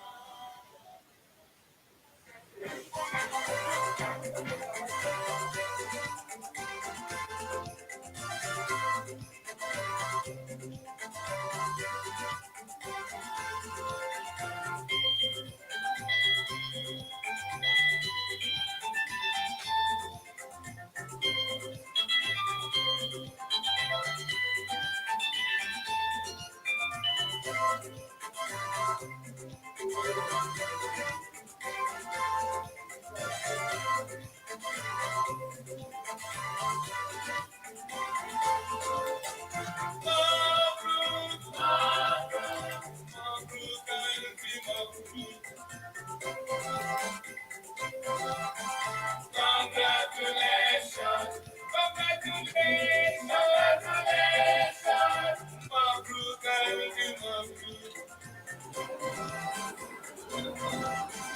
congratulations.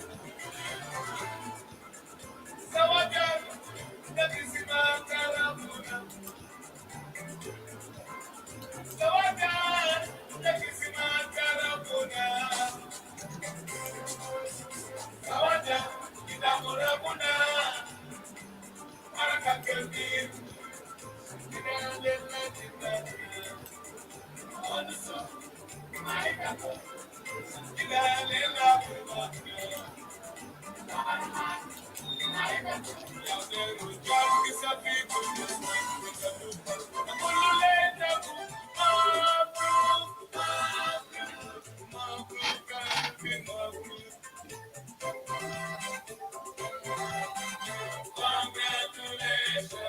congratulations,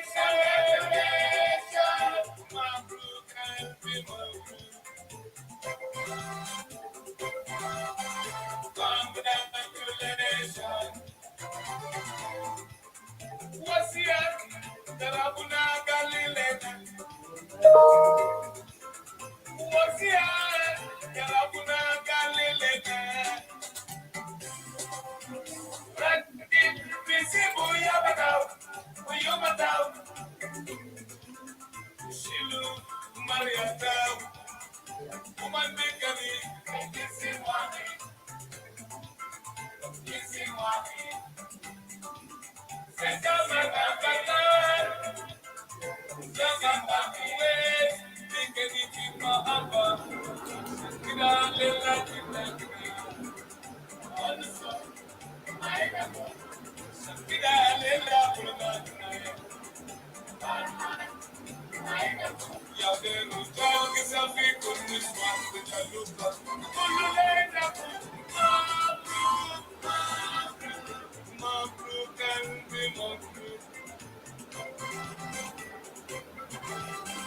Congratulations, congratulations, congratulations, Mabruk and Mabruk. Congratulations.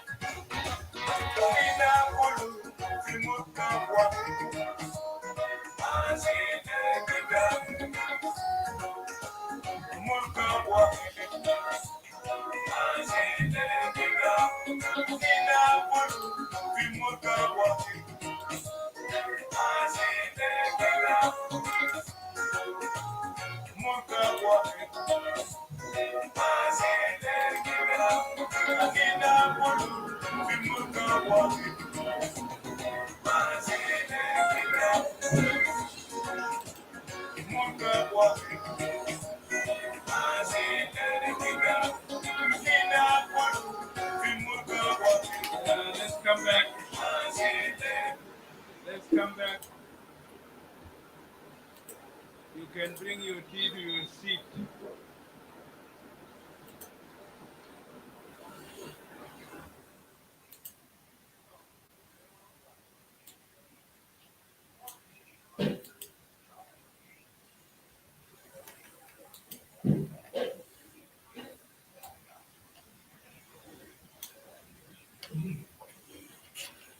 You come back to your seats.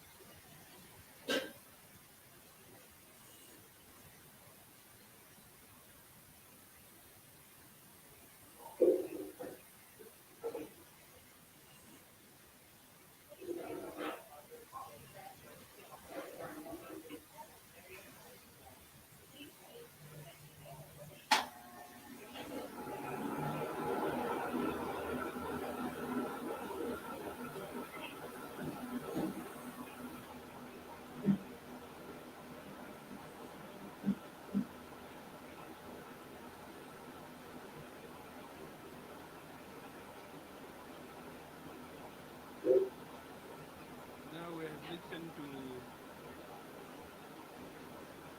in total 5 governors.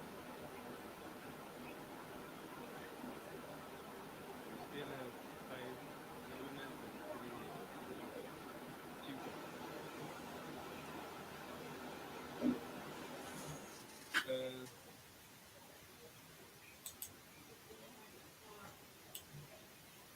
Now, if you have questions, you write them down. If you have questions from all the presentations, and please write them very clearly. Let your question be clear, to the point. I've seen some of the questions are difficulties understanding. So write your question.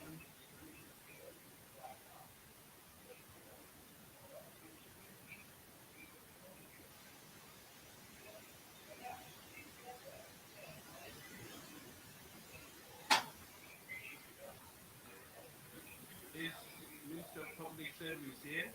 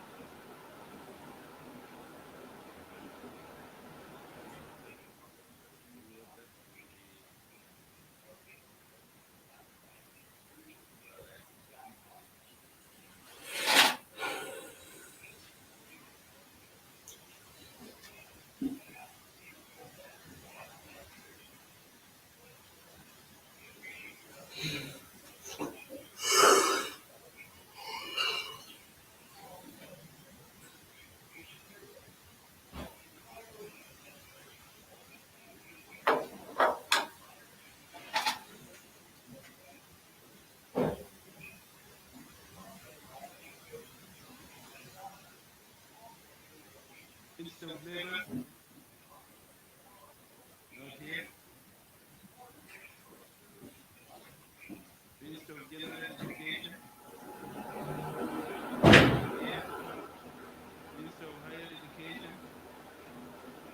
I'm making a case. I'm making a case against them.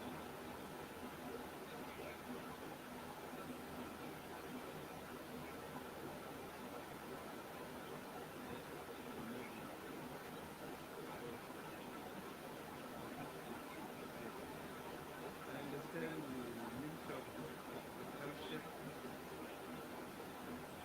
You want to answer? Okay, just before you respond, I hope you will give me questions in writing. And particularly from the governors, the presentation made by the minister. If there are questions, you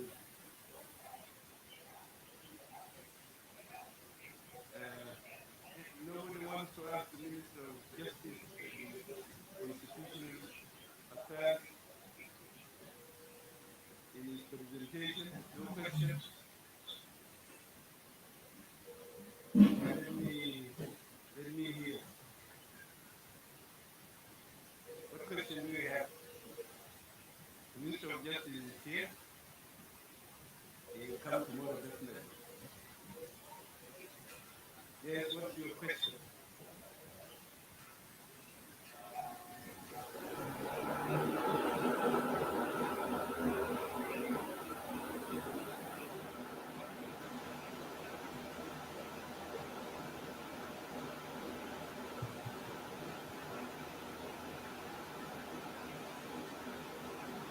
Thank you, Your Excellency, the Vice President.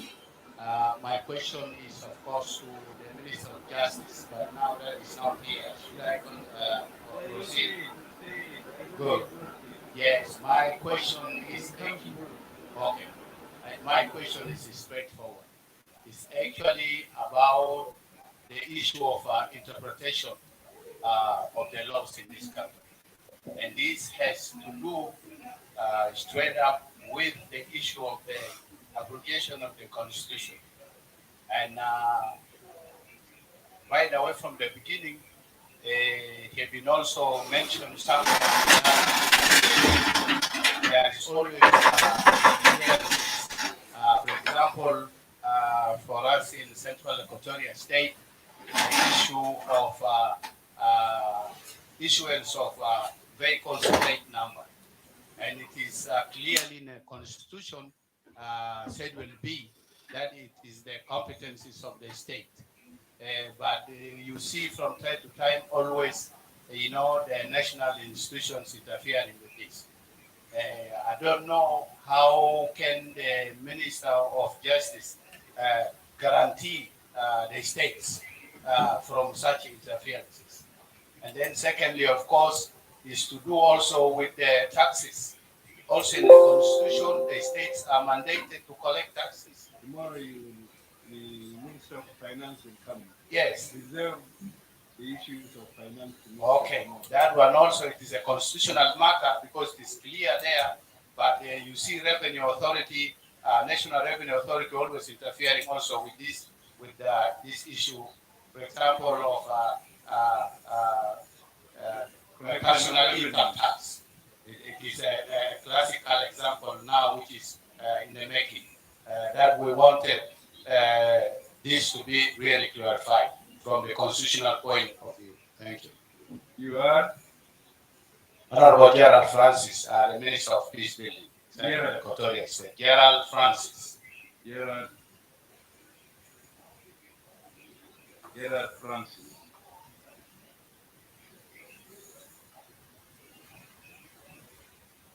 The Minister of Roads will answer the issue of issuance of plate licenses. Transport? Okay. Okay, they say issue Minister of Transport. We'll do that.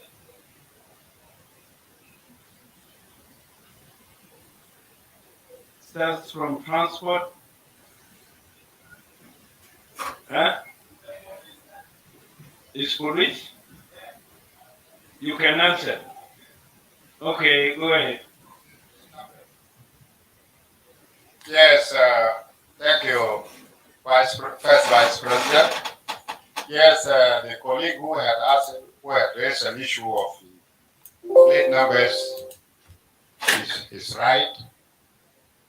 It's right because in accordance with the insurance, this is a concurrent power. And in the concurrent power, what happens? When the higher authority decides to exercise that power, this is where the problem is. The law is very clear. In interpretation of laws, if anything is concurrent and it is exercised by the higher authority, then it is set. If it is exercised by the lower authority, it should be with the consent of the higher authority. This is one. Number two, as a government, as a national government, this issue had come before us. And we discussed it thoroughly. And after lengthy discussion, it was agreed that the plate numbers would be issued by the national government. And each state will have its symbol, its insignia at the end. SSD up and say CE down in a small plate number. This is what was agreed. And it is working. I don't know, well, the person, the honorable member who asked the question may be ignorant about it, but it's always better to make reference to documents that are there in the office of the governor.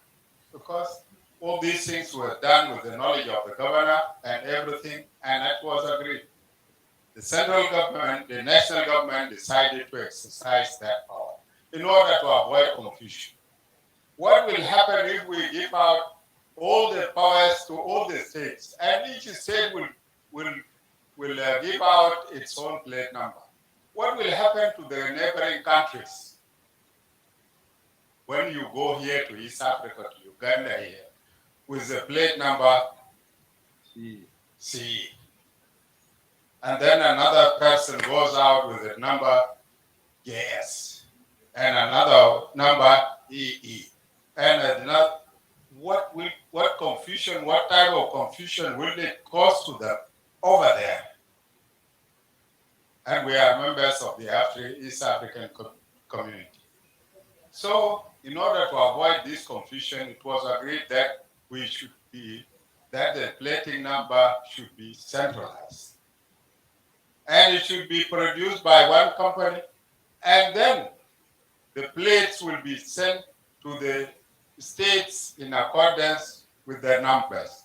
It will be known that from number A, number 1 to 100, went to Central Equatoria. From 200 to 300 to 500 went to Western Equatoria. From 1,000 to 500,000 went to X state. So that whenever there is any problem, we will be in a position to trace the origin of that number and to which state it had gone to. And in so doing, it will be safe for us it will be safe for our cars, because in so doing, and you go to the other state, you throw away the plate number, you acquire a new number there, and the process continues. But if it is centralized, it will be difficult for you to go anywhere and acquire a new number. This is the reason why it was not. This is the reason why it was centralized. For the revenue, that is not of my concern. The Minister of Finance and the Revenue Authority will come and answer you on that. But on the issue of the plate numbers, it was something that is known and it was done for other reasons. Thank you. Where do they put the initials? Like Western Bahar Ghazal? Western Bahar Ghazal, you have the SD up here, and then down on this side you put, on the lower side you put the state.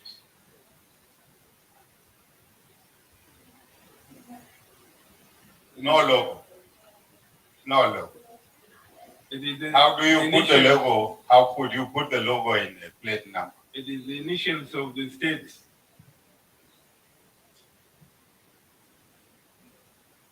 You put the initials of the state at the end of the number. Okay. National Revenue Authority versus the state revenue authorities. That will be handled tomorrow either by the Minister of Finance or the Commissioner. Okay. Any other questions? Don't touch the door, I just sprayed it. It's microban, it's really good. Well, for See, I have a issue different of map, one. I've been served with a I get citrus. I like that one too. map of the Republic of South Sudan, Thank you, guys. presented by Honorable Governor Sarah Coleto, has cut off Kafia King. Not Kafia, it is Nahas and Kafia. Yeah? Yes. Can you answer why Kafia is not? I'm not answering why, but I'm asking why. Okay. Your Excellency, it is unfortunate that we here in South Sudan, we are not following the map which we had prepared and passed by the government of South Sudan, and we distributed it even to all the states. It is unfortunate that it is not being used up to now. And this is why Her Excellency is cutting out part of her estate. See, Kafia Kingi and Hofranias are in the northern part of Western Bahar Ghazal. Unfortunately, she decided to prepare the map as was shown by the Sudan government. Secretariat, you show the right map. I don't know. You have it in your computer. Put it on the shasha, on the screen. It is not that only, but it is not that presentation alone, but there is another presentation in which the map also was shown, and it is not in the right place.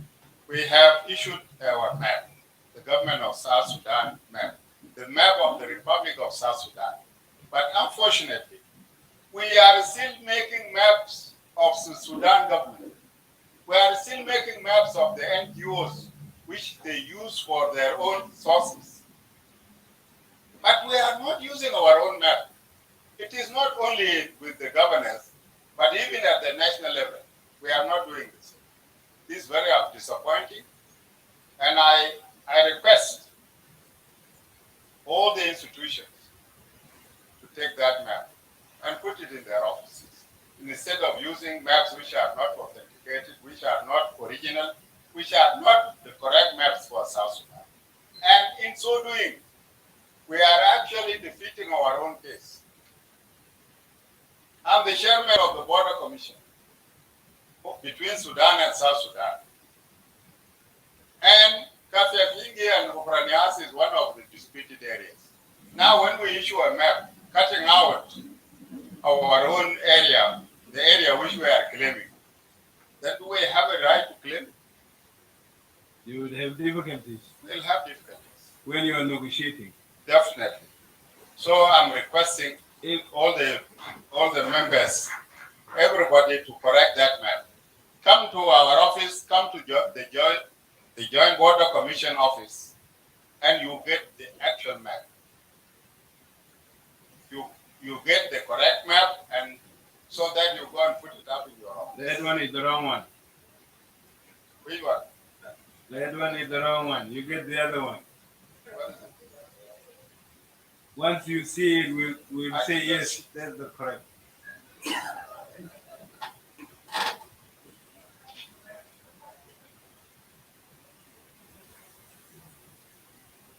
The one you see on the television always is the correct one. Okay, thank you very much. Thank you. They will display it anyway. Yes, sir. Do you explain why you use the wrong map?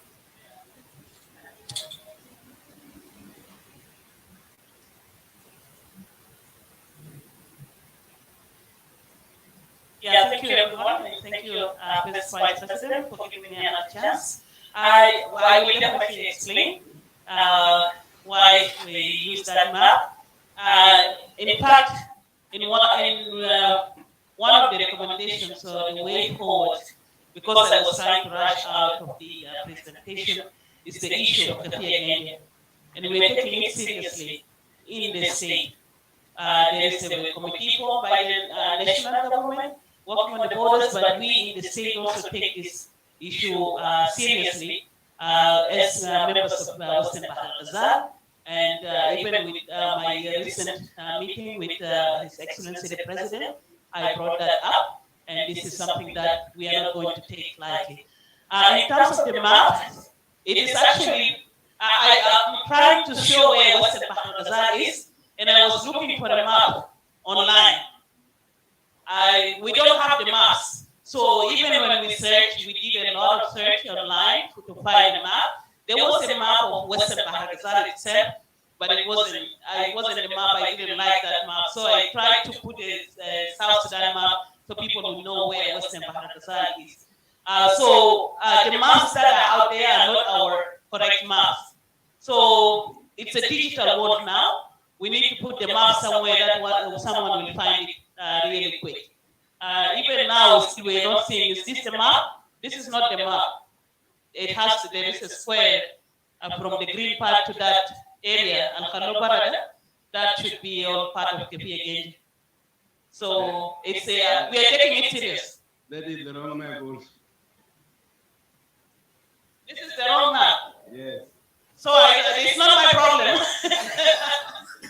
Thank you. Okay.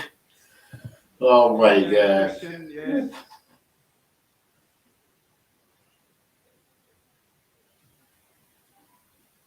Adilo Mike.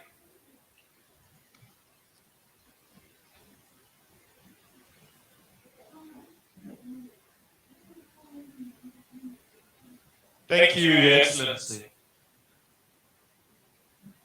My point is on the plenary presentation presented by Honorable Michael Markwe in the morning, as far as the security arrangement is concerned.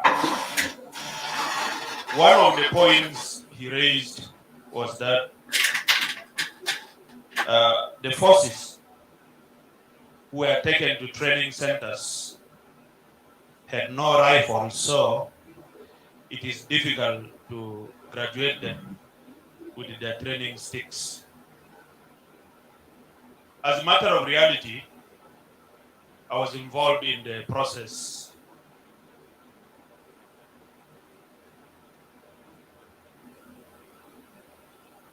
from the start, and with that, in Upper Nile, there was very good armament on the side of the opposition. And also parts of Western Baragazal, there was also good armament on the side of opposition. But in Equatoria, with the specific groups, most of the rebels were not armed up to that level. And some of the people also they escaped from the breakaway factions that are holding out from the peace. And the question was whether to leave them in the cantonment or also be able to screen them and take them to the training center so that they are trained with the rest of their colleagues. And in principle, it was accepted that issues to do with the armament will be sorted out when the forces have already been graduated. And the underlying word from the statement of Honorable Markwe earlier on was that the agreement was an arrangement to achieve peace. So can we also graduate those forces as a part of this arrangement to achieve peace so that we work together to arm them? That is the question that I would like to pose. Thank you.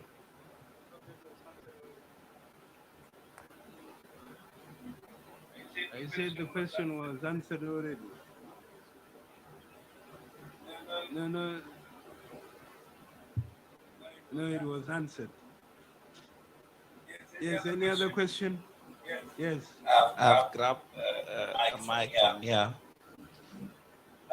I have four questions, but I will have to ask one because I've seen the Minister of Roads as well as His Excellency, the Vice President of the Republic in charge of infrastructure.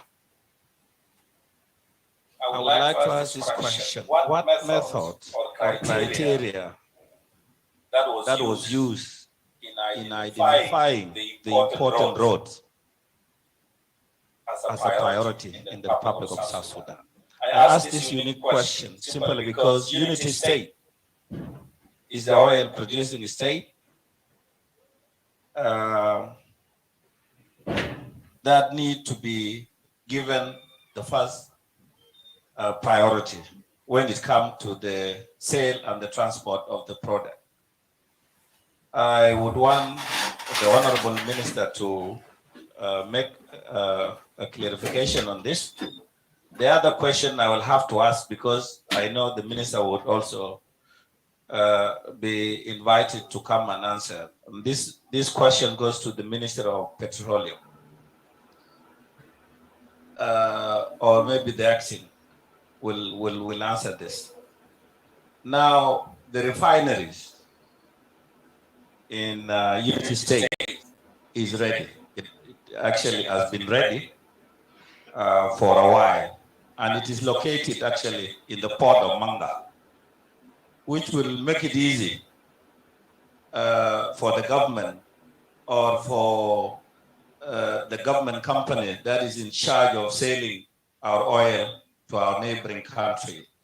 It is actually along the River Nile, which will make it easy to be transported to neighboring Sudan, Ethiopia, through, Sobat, and also to Kenya and Uganda through Juba. So we want clarity to the reason as why it is not put in operation for our youth also to get jobs. Thank you. Your 2 questions will be answered tomorrow. Any other question? You had asked a question before.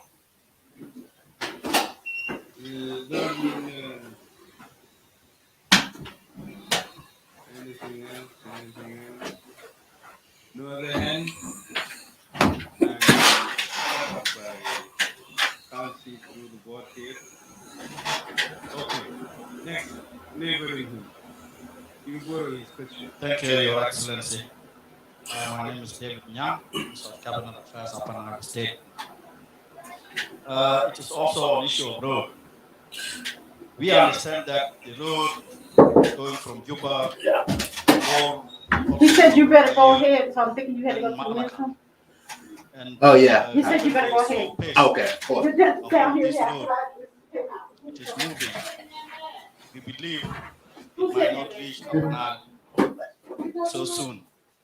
Is it not possible for the same company to also start from that side of Upper Nile, and then they meet on the way? Thank you very much. It will be answered tomorrow. Start from Upper Nile and meet in the middle.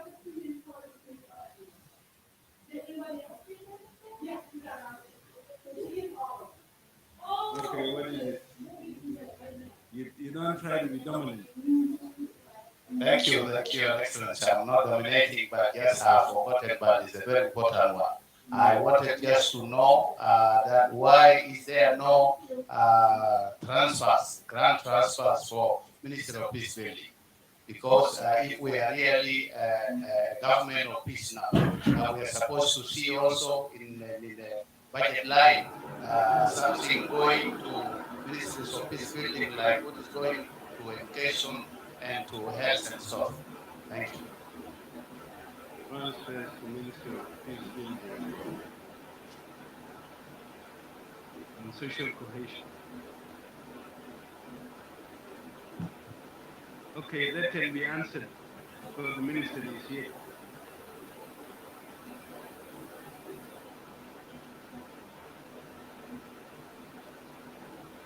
Peace building?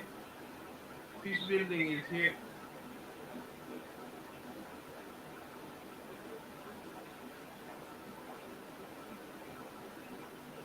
Yeah, well, he may know something because they are asking him as National Peace Building Ministry, why are there no transfers from his ministry to the State Peace Building and Social Cohesion Ministry?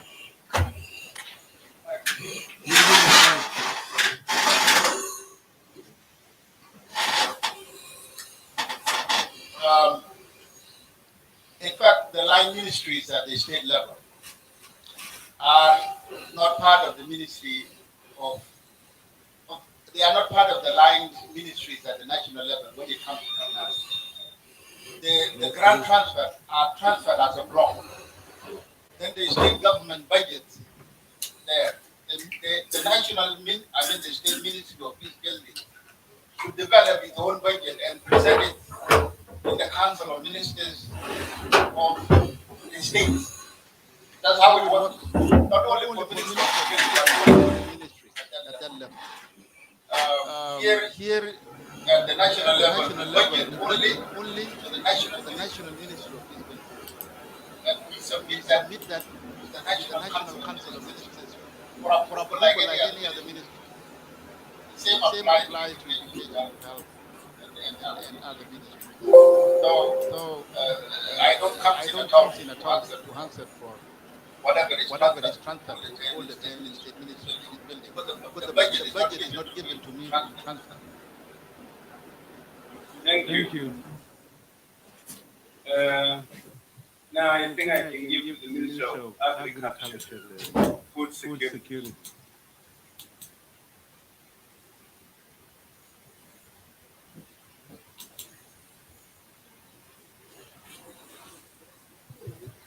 Thank you very much, Your Excellency, for giving me this chance. I would like to respond to the concern of the Honorable Governor of Upper Nile State.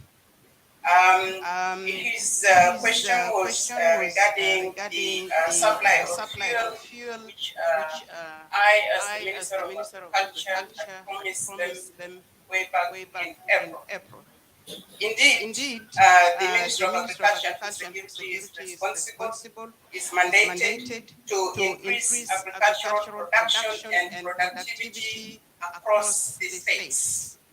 But at the national level, the ministry is mainly dealing with policy issues. As a result, last year, we held a national conference where we brought all the state ministers of cooperatives and rural development. And this year we brought the state ministers of agriculture and also their director generals. Ladies and gentlemen, the issue of food security is a very, very important issue, and it is an issue which is very dear to our hearts as the Ministry of Agriculture and Food Security.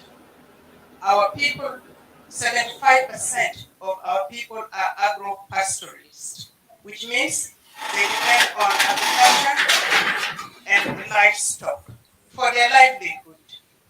But as you have all heard, the war has done a lot of destruction with respect to the means of livelihood and also the ability of our citizens to cultivate.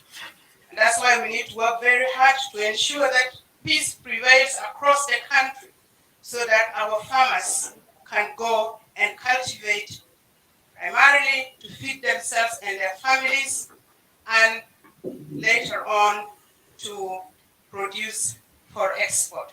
Currently, we have two levels of farming in the country: subsistence farming and commercialized agriculture. Commercialized agriculture is mainly at the moment restricted to rank in Upper Nile State and also to Awil in Northern Bahar al State. That is why I prioritize visiting these two states to assess for myself firsthand instead of receiving written reports and documents. Indeed, in March I went to Awil, and in April I went to Rwanda.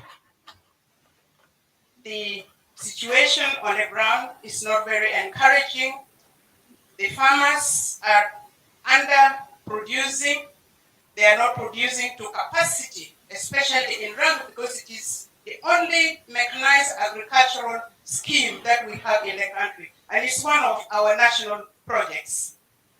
The same with Awil. And so, earlier on this year, the Ministry of Agriculture started to lobby and to campaign and to raise concerns regarding the importance of funding agricultural projects in good time, so that this year, 2021, we do not miss the rainy season as we did last year. It was at that point that I got information from the presidency, first of all from the first vice president, and secondly from the vice president and chair of the economic cluster, that there was some funds for infrastructure development, for development of roads, but that there was a balance of this fund to the tune of about $4 million, and that the presidency had agreed that that fund should be spent for promotion of agricultural schemes. And so it was on that basis that we in the ministry came up with a short emergency plan. And that short emergency plan was immediately to provide agricultural inputs, including provision of fuel for the mechanized farm in Rank, and for the agricultural scheme, the rice scheme in Awil. We were fortunate to find a contractor that was willing to provide fuel for Awil rice scheme. And in fact, that fuel was delivered. It was even televised, and I'm sure most of you would have seen it here. And indeed, this year, the harvest for Awil rice scheme is going to be a lot better than it was last year.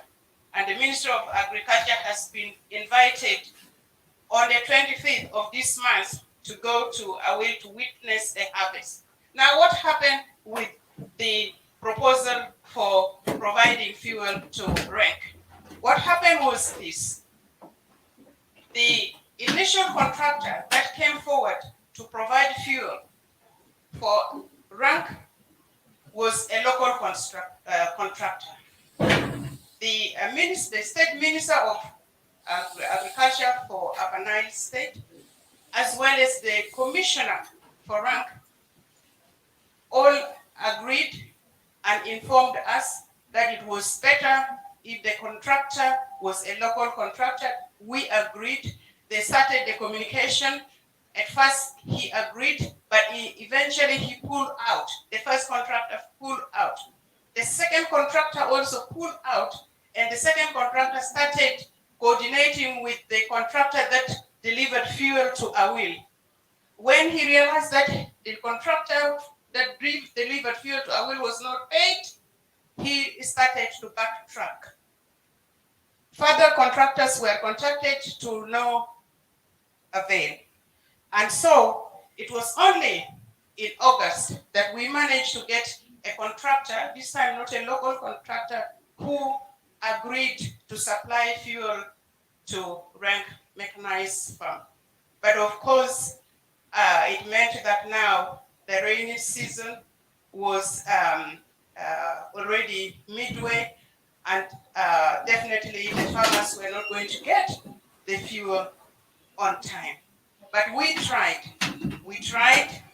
and even now, hopefully on Friday, I'm going to present a memo to the Council of Ministers regarding the payment of the contractors that delivered fuel to Awil. The fuel for rank has been fortunately secured, but it is on the other side of the border. It's on the Sudan side of the border. Apparently, there is some dispute regarding border trade or border something. So the fuel, Honorable Governor, actually the fuel was secured. It would have been delivered, but due to this border issue, the fuel has been detained on the other side of the border. And it's being held there now with the possibility that it can only be utilized for the next rainy season.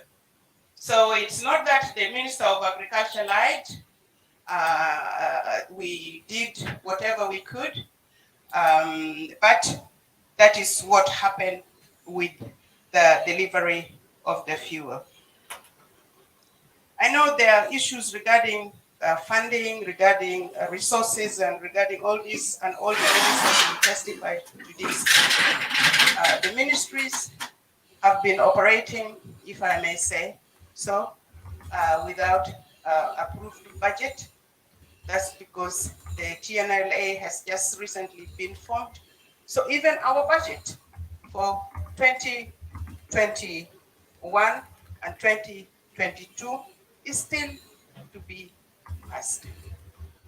And this is why the state governments, the state ministers should understand the handicap on the part of the national minister. The Ministry of Agriculture is one of those ministries that do facilitate transfers to the ministries, to the state ministries.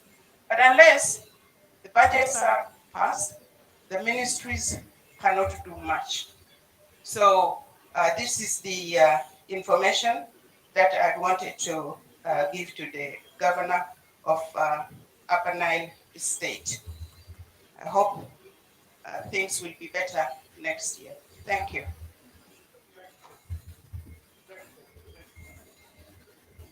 Can she talk about tractors? Agricultural implements. Agricultural implements. Right, yes, tractors. Indeed, we get asked a lot, and we do get a lot of application for tractors and what have you.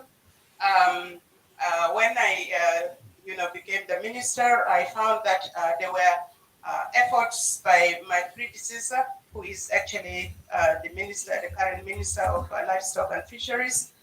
There was attempt to secure tractors, additional 1,000 tractors that can be distributed to farmers across the country.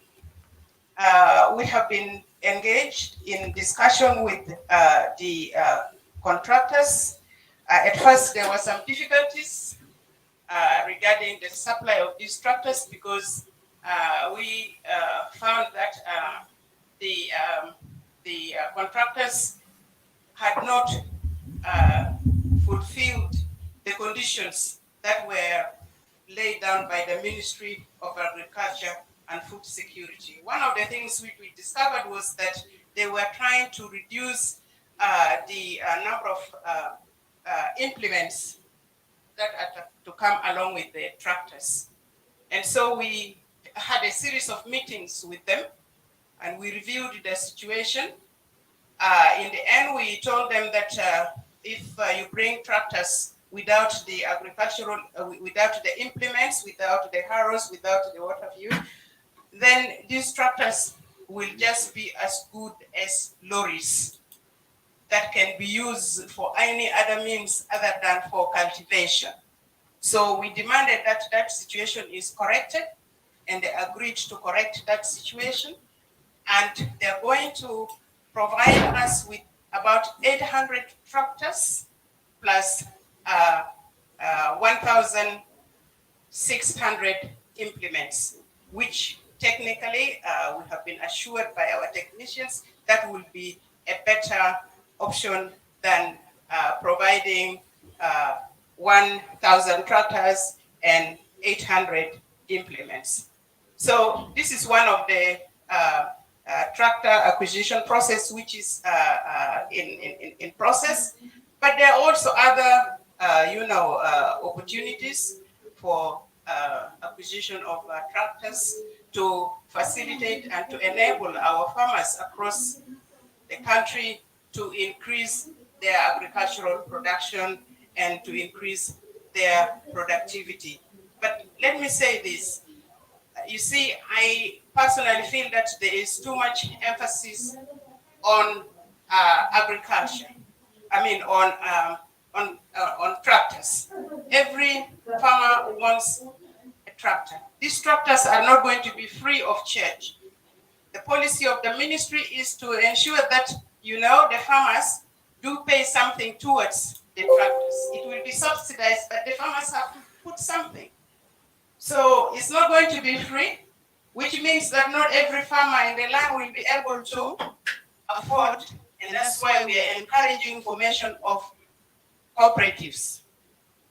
So these are going to be some of the criteria we're going to lay down for the distribution of tractors. Cooperatives will have advantage to acquire tractors other than the individual farmers. So I think this is maybe what I can say at the moment. Can private dealers bring tractors and they sell them in the market? Yes, indeed, and in fact, this is what we are encouraging some of the dealers, some of those people who are interested in bringing tractors to do. And in fact, there are already dealers in the market who are dealing in tractors. So if you have the money, if people have money, they can just go to the market and buy tractors. So this is an option which is available. But the option through the Ministry of Agriculture and Food Security is actually not even supposed to be dealt with directly by the ministry itself. This is the role of the Agricultural Bank of South Sudan. But as you all know, the Agricultural Bank of South Sudan had issues I know the leadership has been reconstituted, but we are working very, very closely with them to ensure that indeed, we facilitate the provision of agricultural inputs, the provision of tractors, the provision of other, improve agricultural technology so that, our people can increase their level of agricultural production. But Your Excellency, if you need the ministry to make a further and more detailed presentation on agriculture and our strategic plan, we will be very happy to do that. And thank you very much. Thank you. This is enough, I think. If we have private dealers that sell tractors and other agricultural implements in the market, we should encourage farmers to buy from there. Well, not necessarily through it private. They can buy it. If they can buy cars, they're buying V8. Why can't they buy a tractor? We should encourage them to do that. Huh? Yet, have they established a place? We encourage them to establish, so that people can buy from them straight. Okay, I think since there are no more questions, two behind. Okay, you go to them.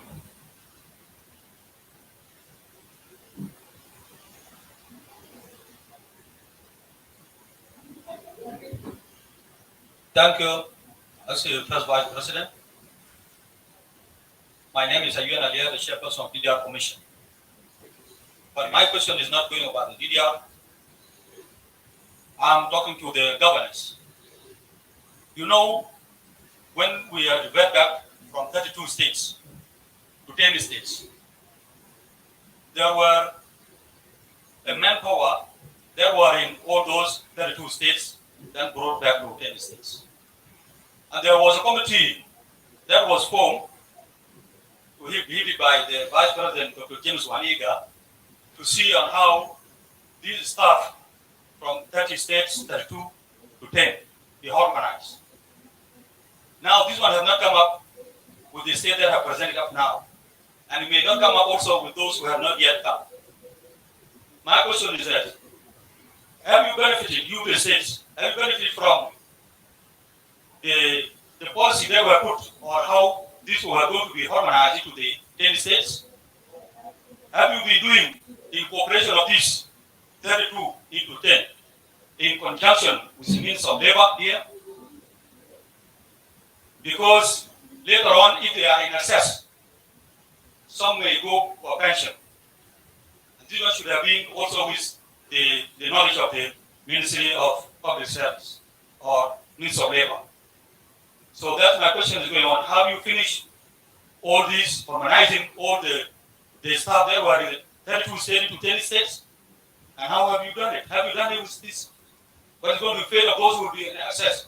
Thank you. That will be answered tomorrow by the Minister of Public Service and Human Resource Development. Yes, the next to him. Yeah, and also the governors might react to what have they done on this at their level. Thank you, Your Excellency. This is Mama Cho, actually Dr. Cho. You know, I'm a mother. And usually, I didn't hear anything about this, but it's something bothering me. It's our children, they are future of this country. And what we are seeing at the street is not good for them. What we are hearing about them, that kids, they start to divide themselves, niggers, big boys, and they are 7 years old, and they start killing themselves with machetes. That's one. The others are killing themselves with excess alcohol and substance abuse came to South Sudan. As a citizen of South Sudan, as a leaders of South Sudan, governors and your leadership, Your Excellency, what are we doing about this? Because now it's out of the hand of family. Because if you go to each house, you will find one child doing this.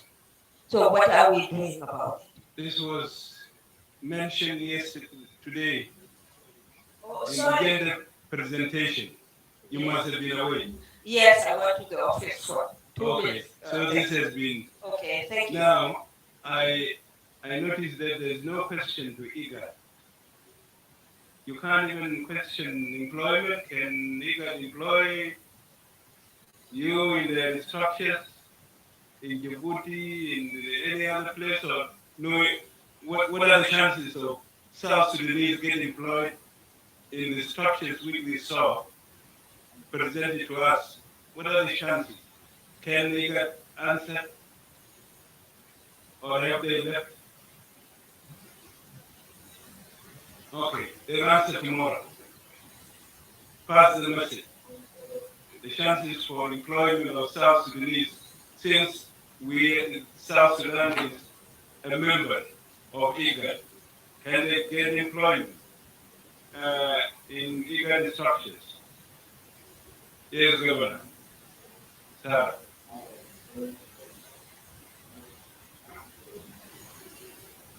Okay, thank you once again.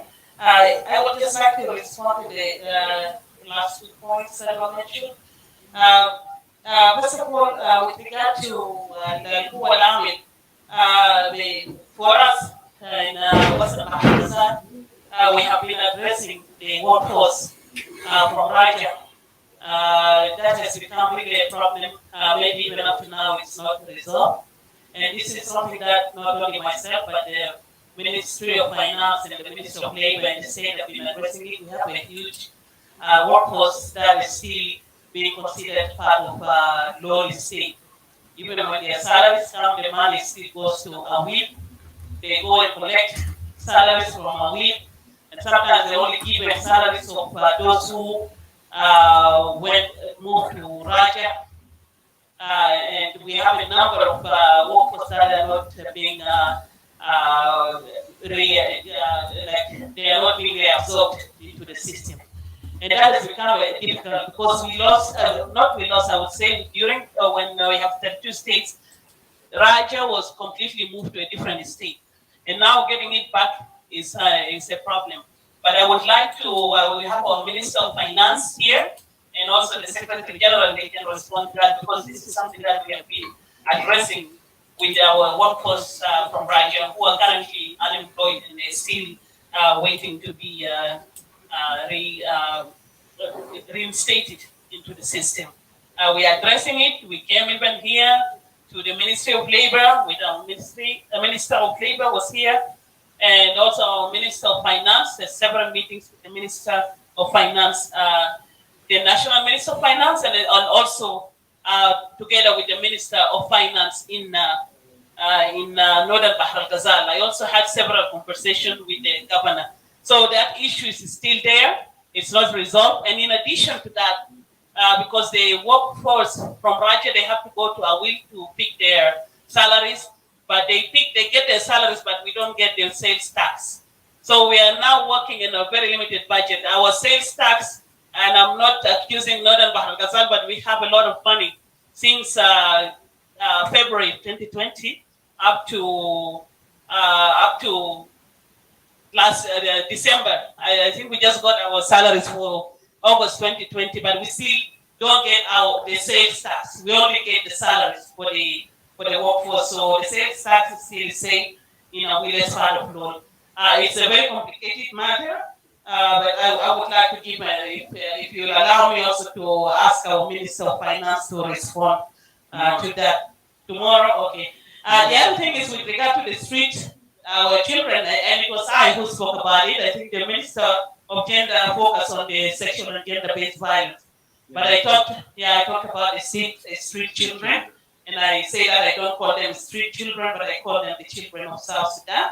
And I have shared a part of it, Dr. Chola, I will share with you because I already spoke about it earlier. I don't want to repeat what I say, but some of the things that push the children, because we have so many kids in Western Bahar Ghazal who come from our neighboring states. A number of the children have agreed with the National Ministry of Finance to provide land because the National Ministry would like to build a drop-in center. But we say the drop-in center is not the last it's not the last resort. We want the children to go back to their families. There was some work done to take the children back and reunite them with their families in their states, but again, they leave and they come back to WOW. And the driving factors are poverty, I would say, and also there is high expectation in the towns. That's why children come back. The issue of polygamy, and I'm sorry to say my South Sudanese men, many marriages, sometimes and this is affecting our families because the children are not being taken care of and they run from home, nobody taking care of them. We also realize a number of the children that come are children that are born to teenagers who cannot take care of their own children. And so they leave them, nobody takes care of them, and the kids are just out in the streets. Another thing is also the broken family structure. And they are the children of the military personnel. Because the military, they're taken from one place to another and they go and they leave the children. Sometimes the new place they go to, they find another wife and they start having children and leaving the other children behind. So these are all the driving factors for that to happen. And it is bigger than us. It is bigger than the state. It is something that we would like the national government to help with. Thank you. Thank you. I think, Green. Shukran, First Vice President. I want to clarify we should share the kids Honorable Governor is talking about are completely different from what is raised by Dr. Achol. What is raised by Dr. Achol is connected with the crimes. These children include even the children of our big people. And it has been existing here as a part of crime in Juba, as well as in the state. So these children who are connecting with the crime are totally different groups that need our government to take care of them. Thank you. Thank you very much. I think it is now 16 minutes to 7. Some people's watches are saying it's 16 minutes to 8. You are behind time. It is 16 minutes to 7. I think we should end here. And we start tomorrow our presentations at 8:30. Make sure 8:15 you are here so that we gain time because we have many people who want to present. Do I understand the Minister of Finance is not in town? Okay, so that means we will have to shift some presentations from the coming day to tomorrow, and then we take him to the other day. Okay. The Minister of Roads, okay, you want him to come in the afternoon?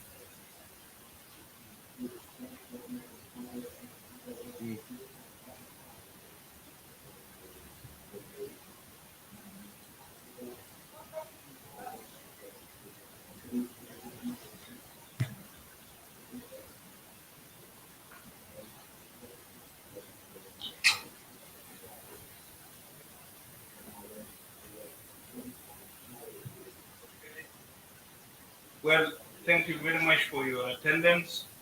We repeat the same tomorrow and next tomorrow, and we close on Friday.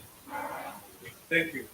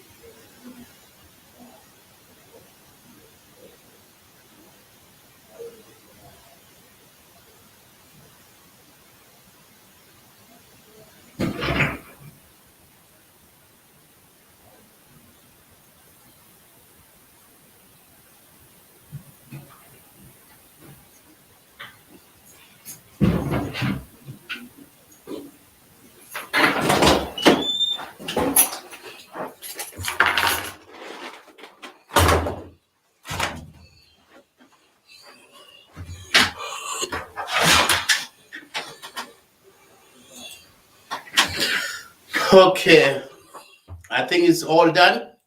So see you guys tomorrow.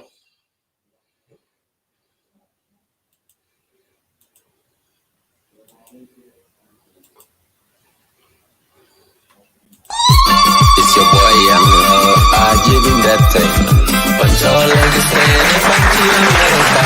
Banyi dwal, ban punch leg stand, punch America. Banyi dwal, ban wo koji leg, kankaro watana watchin. Oga leg juir kwa ugaray leg. Panda wadiaye punch America. Banyi dwal banno, chingitongo pandon kujuir baya cheka. Pagu panda juir wadiabi dwal.